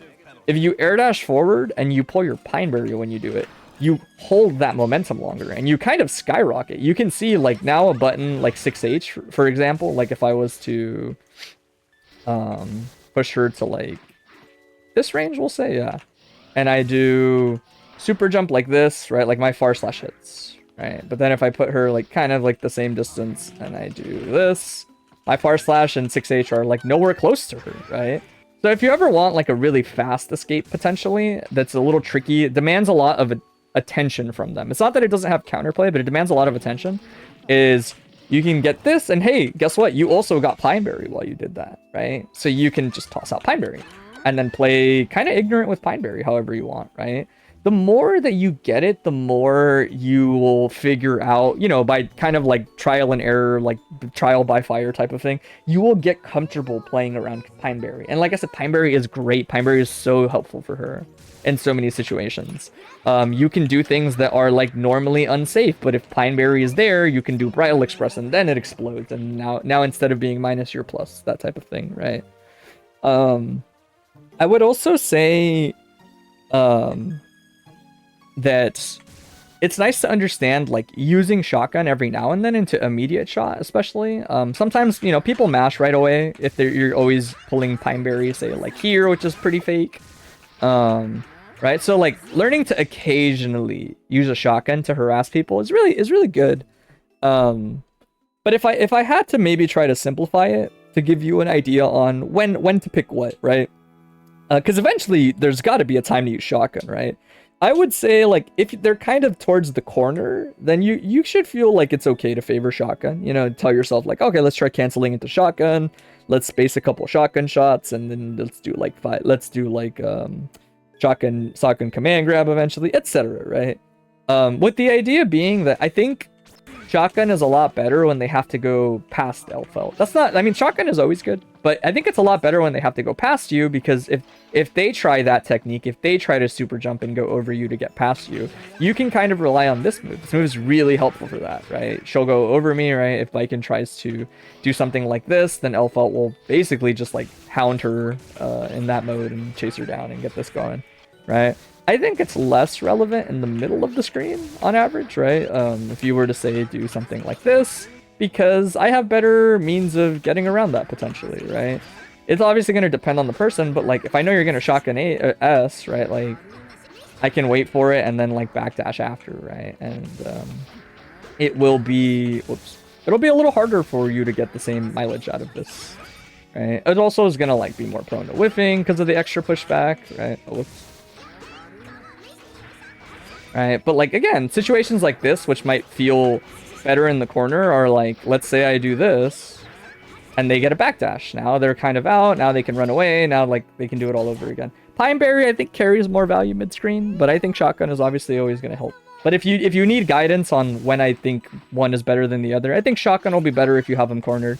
I think trying to sneak a Pineberry in is always better, like towards the middle of the screen. Again, you kind of want to make it so that they develop like an aggressive mindset and say like, okay, I want to interrupt the Pineberry. And then honestly, like a lot of your buttons, like 2H is a great button to introduce on that kind of thing, because you can delay it quite a bit, right? So I can do it right away, like this, right? Where it comes out like right away, but I can also delay it a little like this, see? So it makes it really tricky if you get comfortable with those kinds of like stagger timings of like, you do this, you can even press this and then not do anything, and then 6H hits afterwards, right? Elphelt is really good at like creating these sort of like spacing traps where it's like pressing a button into this would be very, very difficult for a lot of characters consistently. Some characters do have stuff like that, and it can get kind of awkward for Elphelt players when they run into it. But otherwise, like, very, very strong option, right? And if you're like, well, I don't know what to do off of it, if you don't have a Pineberry, you can get a free Pineberry off that. It's actually really hard. Like, it is literally impossible, I believe, to stop a Pineberry pull from space 6H. She just gets it, right? And so if I was to say, because like we're you know, at the tail end of it, if I was to give you like tangible advice, I always recommend people practice their hit confirms with Elphelt. In other words, you know, set them to crouch or set them to stand, whichever you prefer, and just kind of get a feel for, oh, they're blocking, let me get like Pineberry out, right? Or they got hit, right? Eventually, you know, the CPU will get hit. Wait, is that arrow random? Okay, right. And you're like, okay, I got it. And then in a perfect world as Elphelt, you really want to get that Bridal Express, right? Right, you're going, and you want like a Bridal Express. /2H Bridal Express. Even just always running up and pressing something like 5k and close slash is very stable, right? It's like, it's either going to be this, or at a really far range, you'll get far slash, which is also okay. You don't mind either one, right? You hit something like this, it is still hit confirmable into Bridal Express, or even just 2D. Either one is fine. So I would say practice your hit confirms. with the idea being it's less relevant the knockdown you get. I believe that most people will recognize and know how to get the knockdown. It's more so that you build some muscle memory going for yourself for when they block things, right? And so you can try to practice, again, getting Pineberry out, seeing, like, you're going to test a couple block strings. I would recommend maybe doing Far Slash to get your Pineberries to start. But on paper, like, you can kind of technically sneak them off of, like, more than you think. 6H is also a good one if you can space out a block string, say, like this. 6H is also a great spot to get it. But focus on getting your Pineberries when you're practicing your hit confirms. And then as people get better at interrupting them, find solutions to it, either via shotgun into shotgun H right away, or maybe you can backdash and make them miss something and then you press a button. In your hit confirming practice, if we were to call it that, get into the habit of like staggering. In other words, part of the hit confirm practice is like, if I can do it in 2 hits, obviously there's such a block everything, but the idea is like, the faster and better I can get at this, the easier it is for me to stagger my pressure. In other words, I don't just go into 2H unless I saw it hit them. Because sometimes I want to save the 2H. Sometimes I want the 2H to be ambiguous. In other words, sometimes I want to do this, and then the second time I'll do it, right? Because they're kind of waiting around for something, potentially. That I would say look for those. If you can manage to get Pineberry, use it to try to get on top of them. It's like a pseudo shield. Or if people are pressing buttons to hit it away, press your bigger buttons like 5H and 6H, or maybe even Bridal Express sometimes, to punish them for trying to hit it, right? You catch the end lag of their moves, right? And you get knockdowns that way. If you can nail a block string and get a block string on top of them, get into the habit of having 6P in your brain, right? Get comfortable with close slash into 6P, 2P into 6P, 2K into 6P, all that stuff, right? To the point where, at least on paper, if you can kind of create a decent game plan going, then like a throw eventually can help when people are so focused on trying to block 2K versus 2K/2D versus 6P that like they're not even considering a throw, right? And then you can kind of get a throw, or then you can get like shotgun D a little bit easier in the middle of a block string, things like that, potentially, right? The last thing I would say, and I'll just say this like because it seems like you probably play that person quite a bit, is when you fight Baiken, be more willing to wait when you throw Pineberry. Baikens are gonna be greedy. They're gonna want to take that free projectile that's a mid, and do one of two things. Either 6P them right away so that you can get something out of it, right? You can do 6P and then toss the Pineberry, right? Like this, just to get rid of it. And now you can do 6P again and then try to do an overhead, right? It'll punish the Azami a lot more consistently. Or you can just wait, right? You can toss it, you can wait. All of the follow-ups are punishable. You might need to like lab it and look it up, but literally all of the follow-ups are punishable. But yeah, I thought it was mostly fine. Oh, I didn't talk about it, my bad. But learning, and I don't really have to show it, but your combo structure is good. It's not bad, but don't be afraid to shorten combos. If you ever get like a launch, I believe it's Elphelt does like slash. You can do like slash double jump SPSD like right away. It's something like that. It's like SPSHD, I think is what it is. Where it's like usually you press that first button, you jump cancel it, and I think for her it's like consistent to do like SPSHD, and then you get a pretty consistent knockdown where you don't have to worry about timing the cool, like they're cool combos. If you want to practice cool combos, don't let me stop you. But getting all of the re-jumps and all of the re-juggles with like Pineberry Explosion or 2H or Bridal pickups, all of those can feel kind of like tricky to master at the start, and dropping combos in a game like this feels really bad. Oh, I didn't talk about it either, but there's a lot to talk about anytime the first time comes. But always tech. I'm gonna show it on screen, but you don't need to like worry about it, but you can see my inputs as they light up, right? If you want to get into the habit of it, assuming your buttons are like permitting you to do it, get into the habit, anything not D, right? Press a button like this the first time, and then sort of like add buttons to it like this. So if I'm holding down back, let's say the person is to the left of me, I'm holding, down and back. You can just hold back, but it's obviously safer to hold down back. I press the first button around when I think I can get out of the combo, and then I kind of add buttons. But I do it quickly, so it looks like this, right? And if you do it correctly, a lot of the times what happens is as soon as you come out of block, you get a faultless defense too, right? Which helps you win those tech scrambles. Get into the habit a little bit of trying to tech like this. It's very rhythmic too, so it's very like peaceful to fish for, I would say. Yeah, hopefully that gives you some stuff to work on with Elphelt.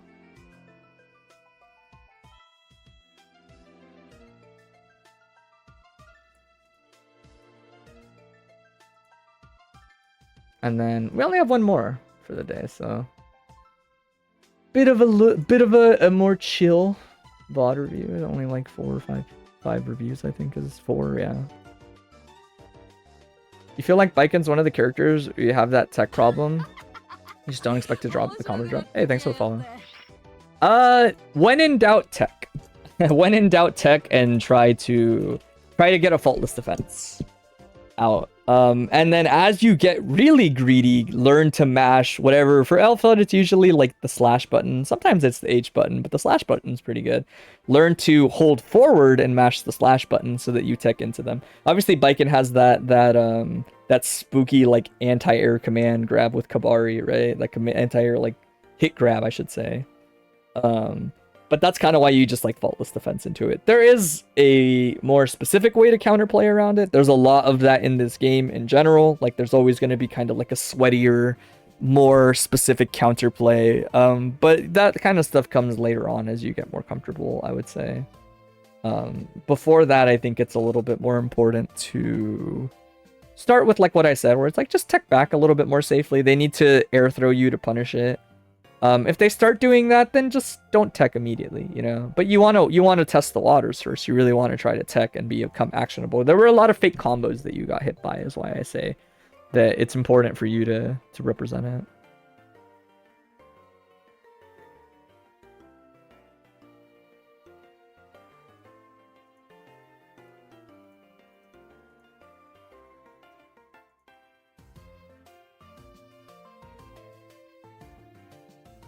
Don't mind me. I'm doing my daily rounds. You're here? Cool. You're like right on time. Let me see. General May counterplay. I see. We'll skip like 10 minutes into this. I usually like skipping roughly the first like 5 minutes or so, maybe like 10 minutes. We only watch like 10 minutes or so of gameplay usually, so skip to like the game right after this. Full disclosure, this one's a little bit more niche to me. Like I don't think I've ever really like seen this matchup at like a high level like all the time. Is the way I would put it. But I mean, obviously I'm like aware of a lot of like May general. You try to keep that in mind. Thanks. Yeah, no problem. Hopefully that helps you with some of the. Hopefully that helps you pick up on some extra stuff. One thing I will say is that there's probably like a distance you want to focus on being away from May as a character like Sin. It's like that in a lot of matchups for sure. Where she becomes more limited. May isn't really that good at running forward. So it's nice to kind of like keep her at bay a lot. That was a good blitz.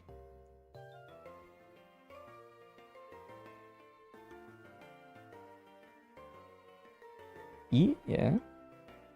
That was a big hit. Oh, that's tough. Needed to delay a little bit more. Or sorry, delayed a little too much, I should say, because he crossed them.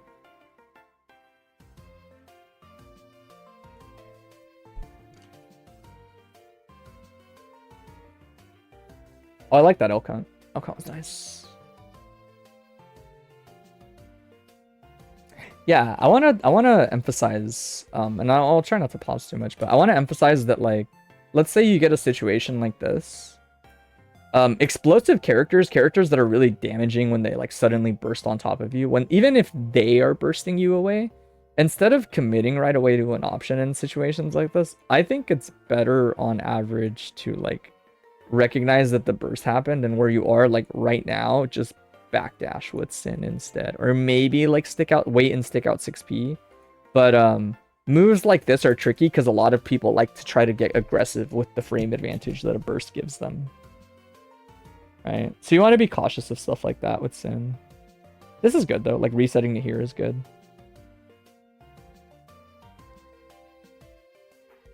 Oh, it's tough.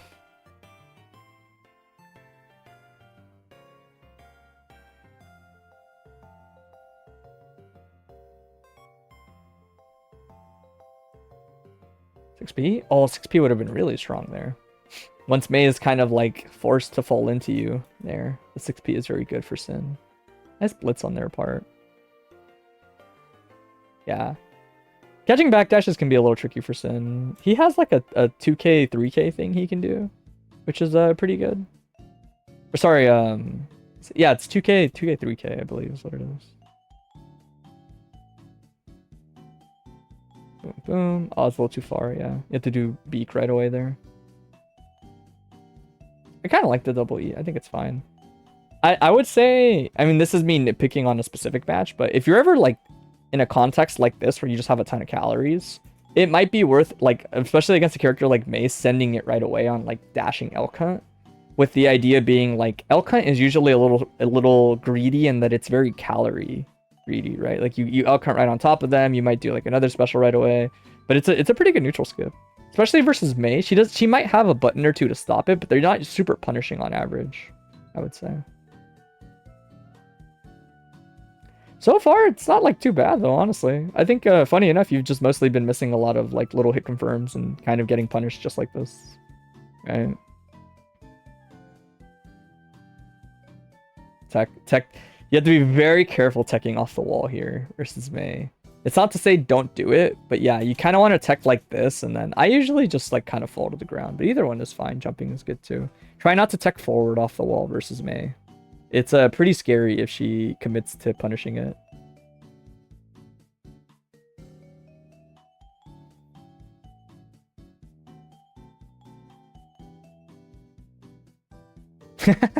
I was wondering if Burst Yamada hits differently at all. You gotta eat 5H, eat, yeah. Nice bait. No! Any punish is better than a throw. I guess a throw is at least a punish, but any punish is better than no punish, but Whiner is pretty minus. You can press 2p on it, probably, and get an easy punish. Oh, I want to talk about this. You tried a 6H? Yeah, I figured. I'm sure it wasn't a throw. You were trying to do like 6H elk or 6H DP right away in Bull Bash. Resetting out of uncomfortable distances with Mei, like when you're kind of here and you're like, you kind of like want to run away. I want to talk about like jumping away from Mei, because obviously normally backdashing is like Sin's go-to, but Dolphins actually make it a little awkward, obviously, because they give her like quite a bit of horizontal movement.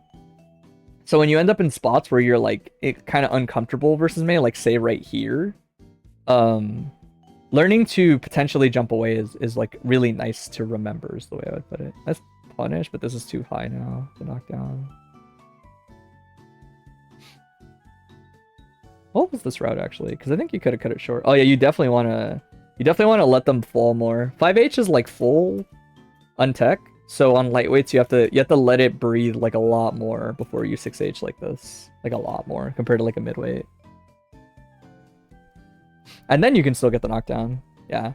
It's funky to get used to, but you'll notice that, say, if you go watch like Kizzy or any of like the historic like good Sin players, this move, when it hits with first hit like this, will always bring them all the way down to the floor, right? So what it means is that you can actually delay the 6H a lot, which is nice because it'll make this Bull Bash sequence combo into the 6H lower than this, and so you can get like another 5H or close slash potentially, and then you get your knockdown properly.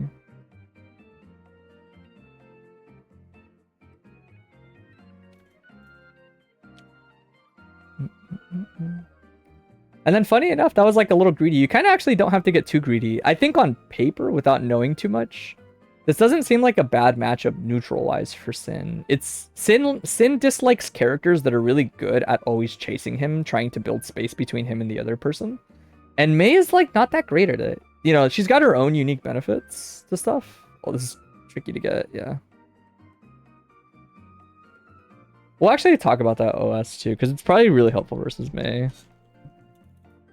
Or it's maybe not an OS, but there's a string that's good for backdashing, like for catching it. That's really nice. I know Trouble uses it quite a bit. Because obviously Mei is very good. We'll also just talk about 2P'ing, I guess, to catch it. Either one's fine, but the other one's better at avoiding getting thrown.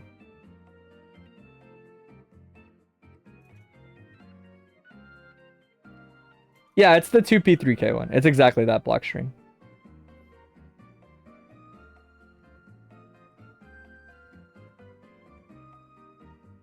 But it's nice for matchups like this where backdashing is a really common option for her. It's also a good matchup for teaching you how to do jump H, safe jump into like an actual option select.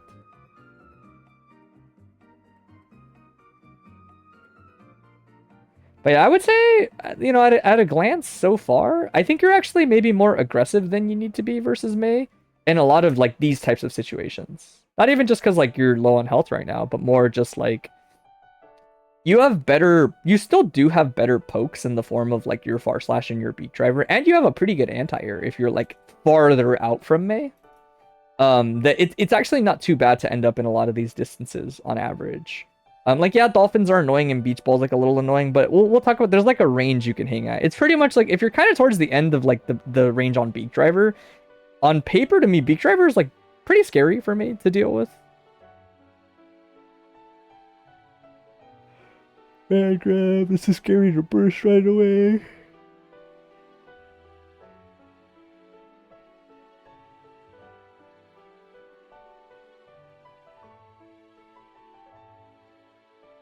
Nice convert. Oh, it's scary to knock down on. Yeah. It doesn't look like it, but that was a lot higher than she's supposed to be.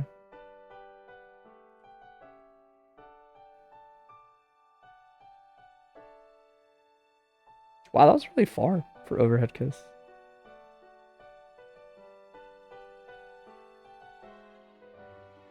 Nice. I like this jump.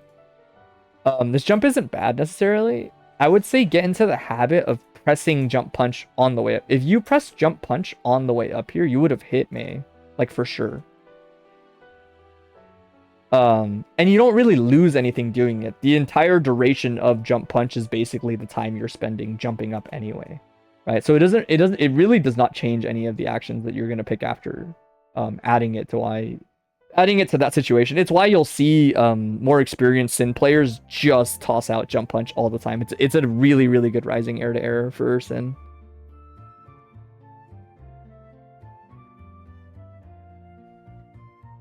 Yeah, learning the OS there is really powerful for characters that have to rock a safe jump. XP, that's okay. Yeah. You remember now from the last time I told you to do it more? Yeah, it's weird to get into the habit of always pressing a rising normal, depending on like if you've ever done it before. But as you build muscle memory for it, there's really like no downsides on average. It's pretty rare that you get punished for opting for that kind of thing. All that stuff. Mei 2D is really good.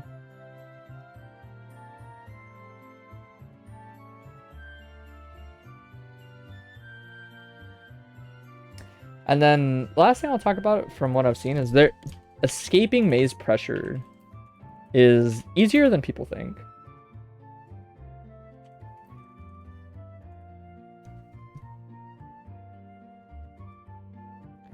And again, it's kind of nice to factor it in. It's not necessarily even that you're that worried about like Mei's pressure, but a lot of her offense for a lot of characters, what a blitz, gets boiled down a lot. Oh, you can 5H there.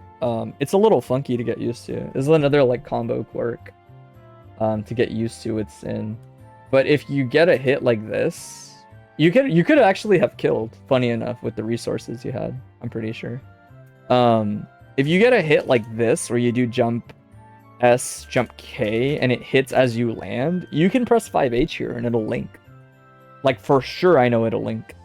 Which means that you can either go into air beak loops in the corner, or you can 6H DP and try to like go into the bull bash route.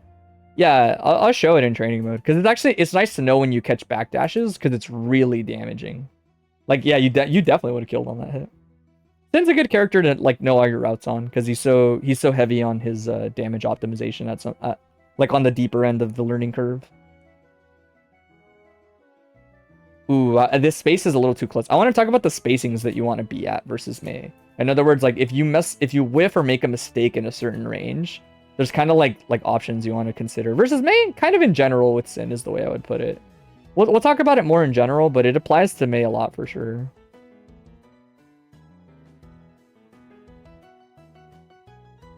And we'll talk about some of like the specific counterplay. There's kind of like a spectrum when it comes to dealing with May's like usual pressure sequencing is the way I would put it.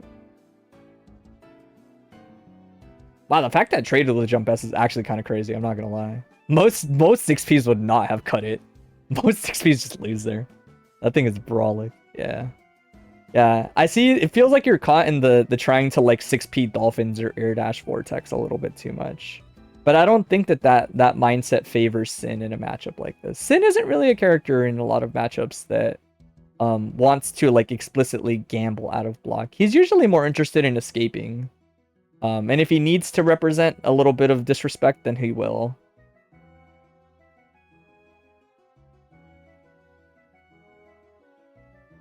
That was a crazy read.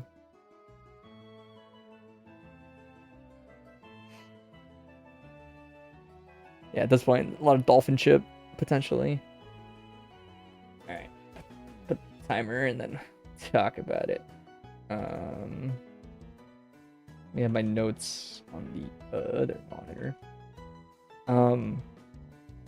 We'll talk about some of the autopilot-y, like, the type of stuff that you can consider with Sin in general, right? I want to talk about it because there is sort of a pattern, is the way I would put it. Because obviously Sin kind of whiffs a normal here or there in a specific like mid-range. How to play the situation after is fairly consistent across matchups that are at the very least not like unfavored for Sin, in the neutral specifically, right? So like by now you've kind of gotten a better understanding that Sin kind of sticks his buttons out, like not even necessarily to hit people all the time like that, but at times you stick them out like in a range where it's like harassing them, right? You do things like preemptively almost, with the idea being like, well, I won't die. Like you're never gonna get whiff punished almost ever in this game. But the key is understanding, okay, when I'm wrong, what should I tell myself? Like what should I be considering as an option here as Sin? Right? Is like the next step, right? Because even if you don't get punished, you are minus. The whole time it takes you to finish your move pretty much sets you up for being minus here, right? And so it mostly honestly boils down to two things, right? If you are in an awkward position like right here where you're a little too minus to just stick this out again, right? Two big things are what Sin is looking for. Usually a backdash is preferable, right? If somebody tries to do something, say like on the ground here, we'll do this backwards real quick. But if somebody wants to get aggressive versus you, like with the grounded button or something, the backdash almost always clears it, right? And if they, well, we'll talk about this first because I think we should just talk about it, right? So like if this misses, they see, oh my gosh. If they see it miss and they want to run forward and take their turn back because you're disadvantaged, backdash is built for that. Backdash is perfect for that for Sin. That's kind of why he's allowed to like harass point blank and whiff a lot of moves in a lot of more grounded matchups because he can default to like panic backdashing a lot, right?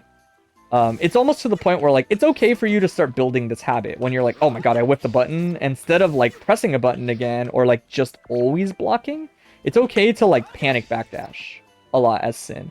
With the idea being a lot of people, in order to help punish this, will start to do, I don't need to go that far back. They'll start to commit a little harder and do things like this to you, right? Depending on, I gotta do it like a little deeper, right?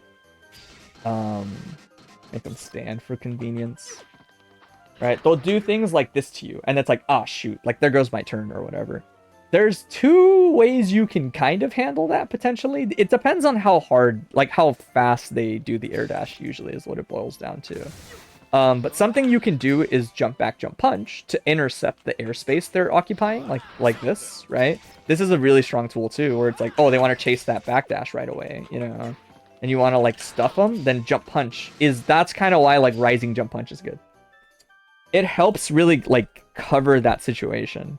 The way I would put it is like, you know, like I said, in most matchups, you would rather backdash because you can still elk hunt, you can still far slash, 2S, beak driver, you can even leap, right? Most of Sin's better options are grounded, right? And so you'd rather get the backdash, but jump punch isn't exactly bad. It's just, it doesn't put you as far, right? In other words, if I do this and I backdash, I'm really far again, which is still good for Sin, right? Like elk hunt is literally still going to reach, right? But if I whiff a normal, like right here, and I jump back, I'm actually, it's hard to tell, but like I'm a little closer, right? Like if I was to say bull bash, it'll probably hit on here, but like it'll probably miss if I backdash, right? Oh man, it like barely hits. But I think you get the idea, right? The short explanation is that the punch doesn't kind of leave you as far back right away, and so it's less favorable for Sin, basically. You kind of have to start doing things like then you air dash back, but now you're too far, now these all miss, right? So it's like on paper, you really want to footsie with that backdash a lot. And you just want to check people so that they don't always air dash at you really predictably. You can also, if you want to be really respectful, right? Again, some people might delay their air dash or some people might run at you, which is good into both options. If you backdash or if you panic jump, then running can be pretty good for both, right? In other words, like if Mei, even with Mei's run, right? I can go and get an air throw. And if you were backdashing, I see it, right? So you don't always want to commit. The third option is usually just waiting, right? Which you already do a lot of, right? Waiting is fine. Waiting will also help you beat the air dash a lot of the times, right? In other words, if you do something like this and you wait, it'll look kind of like this, where you'll whiff. Oh my gosh. There we go. You'll whiff, and usually, as long as you get comfortable with understanding the air dash distances on characters, they will often cross up and you can either take a free cross up 6p or an air throw a lot of the times. You got part of the footsies, but you're missing the rest of it. You're really passive when you miss this, is the way I would put it. You do have part of the footsies. You're really good at spacing your normals now. But when your normals miss, in other words, when they're like just short of catching people that are sticking things out, right? You're not comfortable enough, like right away, like resetting the distance for Sin or jumping back to cover the backdash when they commit into the backdash. That's pretty much what I wanted to talk about. Like just in general, you want to try that more in some matchups as Sin. It's really good at helping you get far enough that you have the distance that you want to run into beak driver or run a little bit further into far slash, right? This is where Sin is his most powerful, right? Basically, the idea is you do a good job like trying to set up an approach, but when you mess it up, you could be a little greedier and sneak in backdashes so that you go back to where you started, and then you can set up approaches again, just like this, right? That's why I'm backdashing to set up this approach to begin with. This is a really good range for Sin in a lot of matchups, right? Close enough that if she does beach ball or anything too crazy, beak driver hits, right? I can hit you. You can't just stand around and press buttons there, right? This is where all your approaches come, and you do hang out in this range a lot. You're really good at it. But you don't reset it enough, is the way I would put it. You kind of like get close, and then you brute force it a little bit in general. And I'd imagine that's probably the case in a couple of matchups where Sin, it's a lot about resetting and getting back to here, right? Via one of these couple of options. And when they start to really commit into you, you want to like wait for them. You're basically not as unsafe as you think if you whiff. Yeah, exactly. Yeah. You should make them want to commit more. Exactly. Yeah. When you whiff your far slash or your 2S, you're not going to be punishable, like almost ever. Like by the time they press their button, by the time their poke is active, backdash is already active, and it's invincible on startup, right? So like it won't work, right? In other words, like that's why this doesn't work, right? If I space this and it like barely misses, let me see, right? If I space this and it barely misses, and she tries to press like her best poke, right? Because again, I missed, right? Oh my god, a little bit further back. I'll never like catch it. Even Dolphin. Whoops, I messed it up because I forget she has that. Right? See how like you're never really like gonna be caught with your backdash? The reason that the air dashes is what people pick is because it moves far enough to chase you, right? But it's not even punishing what you do. It's just banking on the fact that your backdash has end lag, and so they abuse that basically, right? But yeah, you'd be surprised. You should test the waters a little bit more when you miss a lot of your grounded options like this as Sin. Test the waters more, and as soon as you recover, just backdash. It's a really integral part of the way he plays grounded footsies, right? And as people start to overcommit into your... It doesn't take long. You might only get to do 1 or 2 of these before somebody runs or air dashes at you to chase. You can tell yourself you can either wait and be respectful and then maybe try to like press a button a little bit late, like a fuzzy input, so that you catch them chasing really hard, or you can jump, right? Jumping is only slightly worse, like I said, in that it doesn't put you as far away. You want to be like this far as Sin. But when I jump back, it doesn't put me that far. I'm like a step or 2 short of it, see? But the jumping helps with the air dashing. Rising jump punch intercepts, and then you can reset your spacing manually like that, right? So it's like you use this to help cover the backdash, which is what you actually want. But again, mostly just talking about that so that you start to do it more. It's really good for Sin to consider. Like I said, and especially when you crouch and people air dash too, like every once in a while, if you decide to crouch, cross up 6p is really good into a lot of characters. Potentially, as well as like air throw, as well as like situational anti-airs. But now we'll talk about actual Mei at the end. So something to keep in mind is you're already pretty good. You mostly want to just play the game versus Mei about this far, I would say. You're far enough that like it's unreasonable that she's gonna air dash at you because a sudden 6p or a crouch can like ruin that for her. So it's like kind of unlikely that she'll air dash at you. Like I said, Beak Driver is like pretty much in a range where like it can connect if she does anything, right? If I try to summon a beach ball, like right here, Beak Driver is like, my bad, I'm like a little bit off. I gotta like micro dash into it, right? So like if I try to set up a beach ball like this, I can get Beak Drivered, right? And so I have to be careful about that as Mei.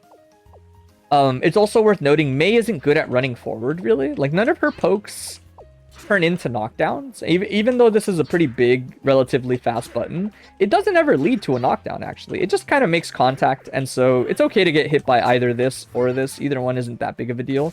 So even when you are kind of wrong in this range, it's not too bad. But what I want to focus on is when she starts to do her offense, let me switch it while I talk about it. Mei's offense is not that great. As in, like, it's not what her character is designed to do. She has options, and she can be right and cover what you're trying to do. And so there are things that she can do, but like let's start with like level 1, which is like, let's say she sets a dolphin, right? Like this, right? So immediately pressing far slash, I think should reach. Yeah. So on most distances, maybe not on like far slash into set, if I had to guess, a lot of distances you can harass her, right? Like even off of a far slash as a read, you can do right as she's doing far slash, right? Like preemptively. In other words, I am telling myself that I am going to Beak Driver right now, right when I block far slash. I'm not waiting for it because I really want to do it as fast as possible, right? So that I can get, right? And now I punish Mei directly out of her block string, right? That's important to remember because dolphin sets are nice for Mei if she gets to get them, right?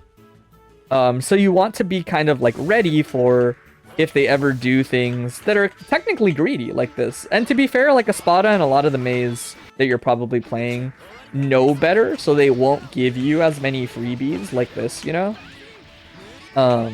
But it's important to remember, too much dolphin set usually means like be a little greedy, like stick out a far slash, especially a Sin. You have a really good far slash for poking this, right? Which leads them to start to try to do things like dolphin, right? Which is fine. If Mei does not have 50 bar and you gamble, and let's say like I do it like right away, this doesn't combo into anything. S-Dolphin counter hit unless she has 50 bar does not lead to a combo, which is a big deal because if she did Dolphin set, I would have hit Mei, right? So things are a little one-sided here, right? I'm not implying that you should just mash. Honestly, I'm kind of implying the opposite. I think you should only mash if they keep spamming Dolphin set. It's actually a lot better to kind of wait for Mei's block string, and if you block a Dolphin like this, it's really hard for Mei to stop a lot of characters from doing up back into a button just like this, right? Mei is minus on S-Dolphin. I think she's like -5. It's usually not a big deal in terms of like her getting punished, but it's a big deal in terms of her trying to keep her turn. Because you're going to act first, and so your button comes out first. In other words, if I was to record a string like this with Mei, and I try to like air you, you know, after you block the S dolphin, right? Or even more likely, right? Let's say I'm trying to air dash, right? Like right after you block it. Because if you jump back like this, it'll hit you, right? That's not like the best timing on it ever, but you get the point, right? Like it'll jail you, right? She's minus. If I stick out this button, it's gonna hit her, right? Right? Which is good. Like you kind of have like a better neutral on paper than Mei. You can actually get combos and counter hits and knockdowns from that far away with Elphelt, Beak Driver, or your Far Slash. And she can't. So like whenever you're in this range, you kind of don't want to be. That's like way better for her. By default, you kind of want to get into the habit of like seeing if they do an S dolphin and like getting pretty disrespectful on it is the way I would put it. Disrespectful as in like you just kind of jump versus it. Again, it's pretty hard for me to ever like disincentivize this properly.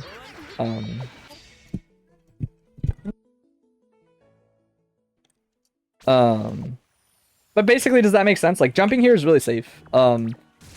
After you block S dolphin, it's actually still not even too bad if you block H dolphin. I think I want to say. Pretty much, Mei just kind of has a hard time with this situation, but we'll check for the sake of it. I don't want to give you like bad advice potentially, but let's say you block H dolphin. Yeah, it's like the same thing. You can basically just like jump back, press jump S probably. Right? It might not feel like the best situation because you're like, oh, I don't get like the exact hit I want, but like that's fine because you always want to get a distance like this. You still don't know what the usual layer 1 is besides just doing it again. Yeah, that's what I mean. You can jump away from that, right? Mei can't really jail you after this. Even if she does this, she's minus. So you can just press the jump button and run away. And then even press the button on the way down after she lands from Dolphin. She doesn't have a great 6P, so that's going to be hard for her to get around. You can even go the other way. Yeah, she can't jail after this. See? It's really hard for Mei to play that situation. She has to start doing things like, I guess this, but like this won't work in the corner. Or sorry, this won't work outside of the corner. It'll work if you're in the corner, right? Like if you block this and you try to jump out, sometimes the forward H can catch you, but like even her buttons that are good at like catching you jumping out just don't work. Dolphin pushes her away from you and leaves her minus most of the time, but it pushes her away from you. Right? The only piece of the puzzle missing right now is if she does something that looks kind of like this, I guess. I guess she would do it off of... They usually do it off of Far Slash, even though they kind of shouldn't. Is this, right? So instant air dashing is really good at catching people that hold up back at the wrong time. Right? Oh, I always mess that up. The recording, that is. That's no. Hold on. You gotta space it so it looks. There you go. That's perfect. So this is like classic, right? So like may as well do this, and then you get got, and you got brought back down to earth. One, it is worth noting this isn't actually real. In other words, I forgot to record the.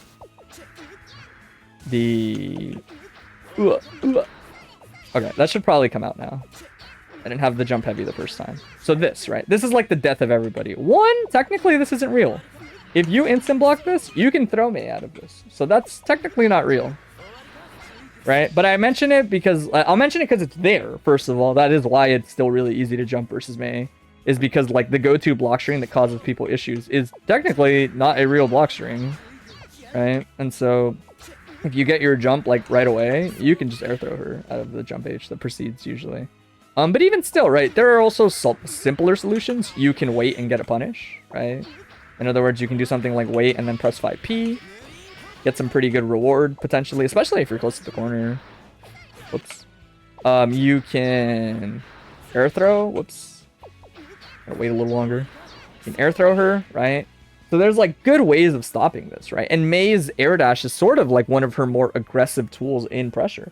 Jumping up and away from Mei, especially after like a blocked dolphin, is very difficult for her to deal with. On average.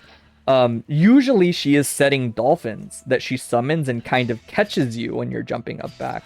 And so it's important to be on the right wavelength, right? Is she gonna summon a dolphin maybe, and so maybe I'll mash Far Slash right now?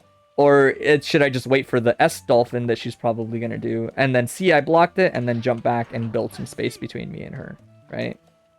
that's kind of like the mentality you usually kind of want to have versus Mei a lot of the times.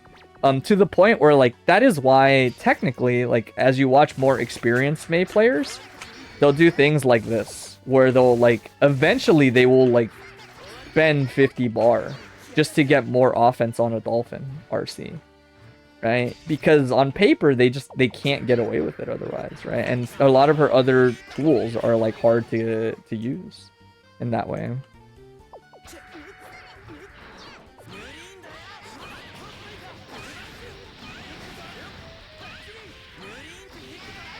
But yeah, I actually think, again, Mei's offense is like pretty simple in that sense. And then you kind of want to treat her like other grapplers, where like when she's kind of close, like some faultless defense is nice, right? Because faultless defense kind of forces her to make that decision of, is she going to try to summon a Dolphin further out?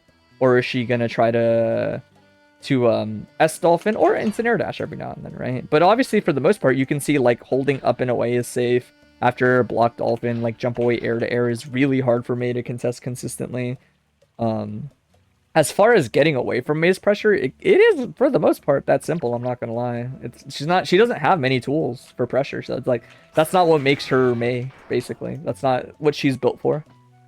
The last thing I would say is like as far as the mashing goes, I mentioned it earlier, but just remember that like if she does like a far slash, for example, into the Dolphin set, your far slash won't reach, but your beak driver will. You can always, Sin specifically can always hit Mei when she sets a Dolphin if he does his read with the right option. So you just kind of have to learn the spacing. And like I said, it's not punishing. If she doesn't have 50 bar, then she won't get a combo here. But if she has 50 bar, be careful. Be careful. Right? Because then you get hit by Old Reliable, aka counter hit. S-Dolphin, 5v9. And this does like half your health. You know? But you can see why waiting for that is fine. You were told a 6p Dolphin. Is there any truth to that? It is true in the sense that it works. It is, to me, unnecessary is the way I would put it. It doesn't lead into a better situation for you. It's just more direct RPS. But, like, technically you can 6p Dolphin after Dolphin. Does that make sense? Like, people aren't lying to you. You can 6p Dolphin like this. Right? And you get good reward. You get pretty good reward. But it's also, like, you can just, like, jump out of Dolphin and press a button on the way down. Sin is, again, I mentioned it kind of at the start. I don't think Sin is a character that feels the need. Like, this is the type of thing, like, Soul Bad Guy would be okay with doing more, if that makes sense. Because, like, you have a neutral that is, like, favored for you. So you don't necessarily have a reason to gamble into this, is the best way I could put it. Especially when there are so many other things they could do, and you can't 6p Dolphin on reaction. You have to 6p Dolphin preemptively. I saw you doing the 6p, so I figured somebody mentioned it. It's good to know is the best way I could put it. It's good to know. But I would say your priority in a matchup like this should just kind of be running away from Mei, honestly. Even certain backdashes, and I didn't even consider this, but because this is more Sin specific, but like Sin specifically actually can probably backdash out of a lot of her special cancels potentially too if she doesn't Dolphin. Like if she picks a Dolphin sets and not like a Dolphin ride, then you can probably backdash even. But jumping back is just Old Reliable. It's really safe. And your neutral I think is good enough that it justifies it. It's good that you know the 6p, but I personally would not recommend it as like a frequent thing to look for. Mei can do too many other things, man. Like, there's nothing that says I can't just do this as Mei if you're gonna 6p. Like, oh, whoops. I gotta do 3k. Actually, I could probably do it like this, maybe. I guess not. But then again, like, I could just H-Dolphin late. Yeah, my point is, like, you never want to be the guy that's giving them too much control if you don't have to. That's like what it boils down to. 6ping is a preemptive commitment, and so it can benefit the Mei if they play around it. So I wouldn't recommend it. Good to know, though. Good to know. But I would say that's like kind of it. Yeah, Mei 3k. I didn't do Mei 3k because you die if Sin blocks and you 3k, so I would prefer to do something else is the way I would put it. But yes, 3k would absolutely smoke you there if you press 6p. And if they have bar, again, that's kind of why I'm like, it's not a great idea, like, to gamble there on 6p. Because May will have things that do beat it, and while Dolphin is cool, like, you can also just jump out of Dolphin, which is way better, I think. May still has to catch you on the way down in different ways. You have a double jump, you have buttons on the way down, you have JH, by the way, which is also very strong. For Sin at, like, stopping an air throw or an anti-air on the way down, if they do Dolphin. Any of those strike me as, like, probably better than committing on 6p right away. 6p is literally only if I am very, very, very, very, very confident they would do a second Dolphin, personally. But honestly, it's that simple. I didn't really mention it, but I do think that DP is also pretty good on Wake Up for the May matchup. Because you can probably test the waters, not on DP, Beak Driver, or Elk Hunt, but if you do Wake Up DP, you should try DP into Leap. I didn't show it, but DP into Leap might be able to help you get out of that situation where May just kind of blocks and then the Dolphin hits you. Right? Because it's usually going to catch like Elk or Beak or whatever you canceled into when you do DP into more Rekka stuff. But you might get away with DP Leap. Don't quote me on that. I'm just saying you should try it the next time. When Mays are obviously trying to bait your DP by just blocking with the Dolphin.